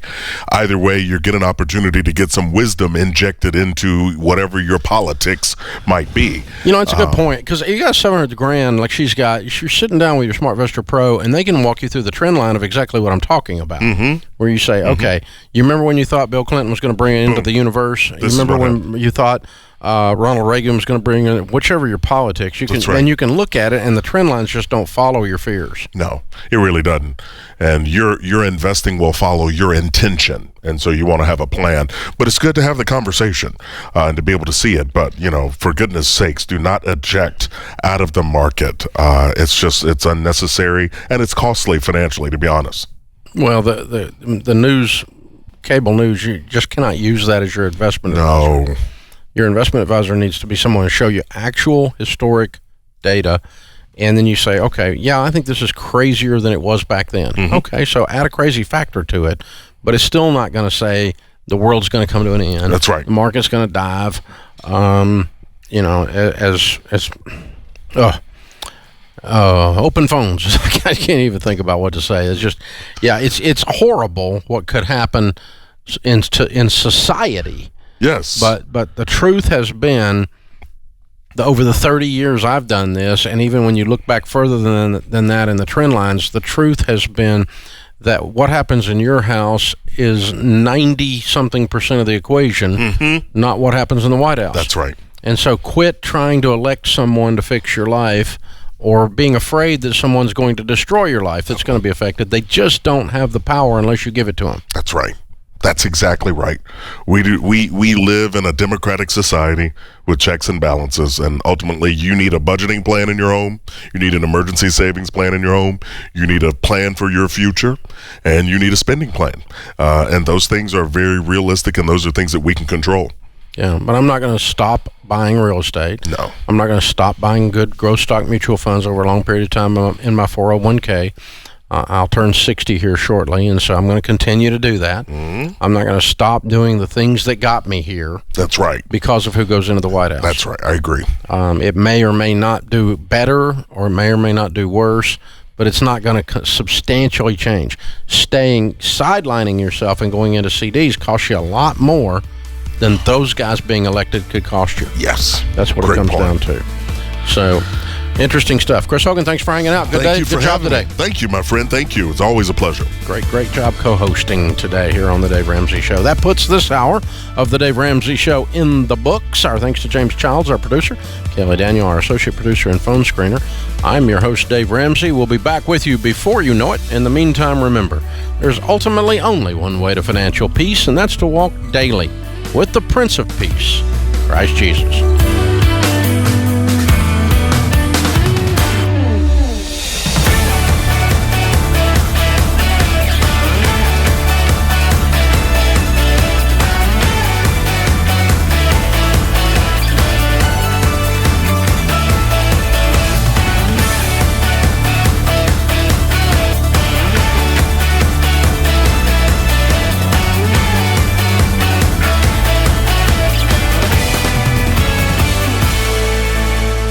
When we first decided to sell our home, the first decision we probably wanted to make was to find a real estate agent. My dad suggested a Dave Ramsey ELP. We went online to the Dave Ramsey website and we put in our information, and it was like instant. One of my biggest concerns was getting someone who understood the market and understood how to sell the house, but also understood how to get us into the house we wanted to be. And that's what we got with Troy. We knew that he was already vetted, that he was someone that was trustworthy by the ELP program standards, and that helped alleviate all that concern and fear. I think the first weekend we had 4 offers. The ELP program is a way for people that are either looking to buy or sell a house can be paired with the person that is closely aligned with their financial values and one of the biggest financial decisions that people make in their lives.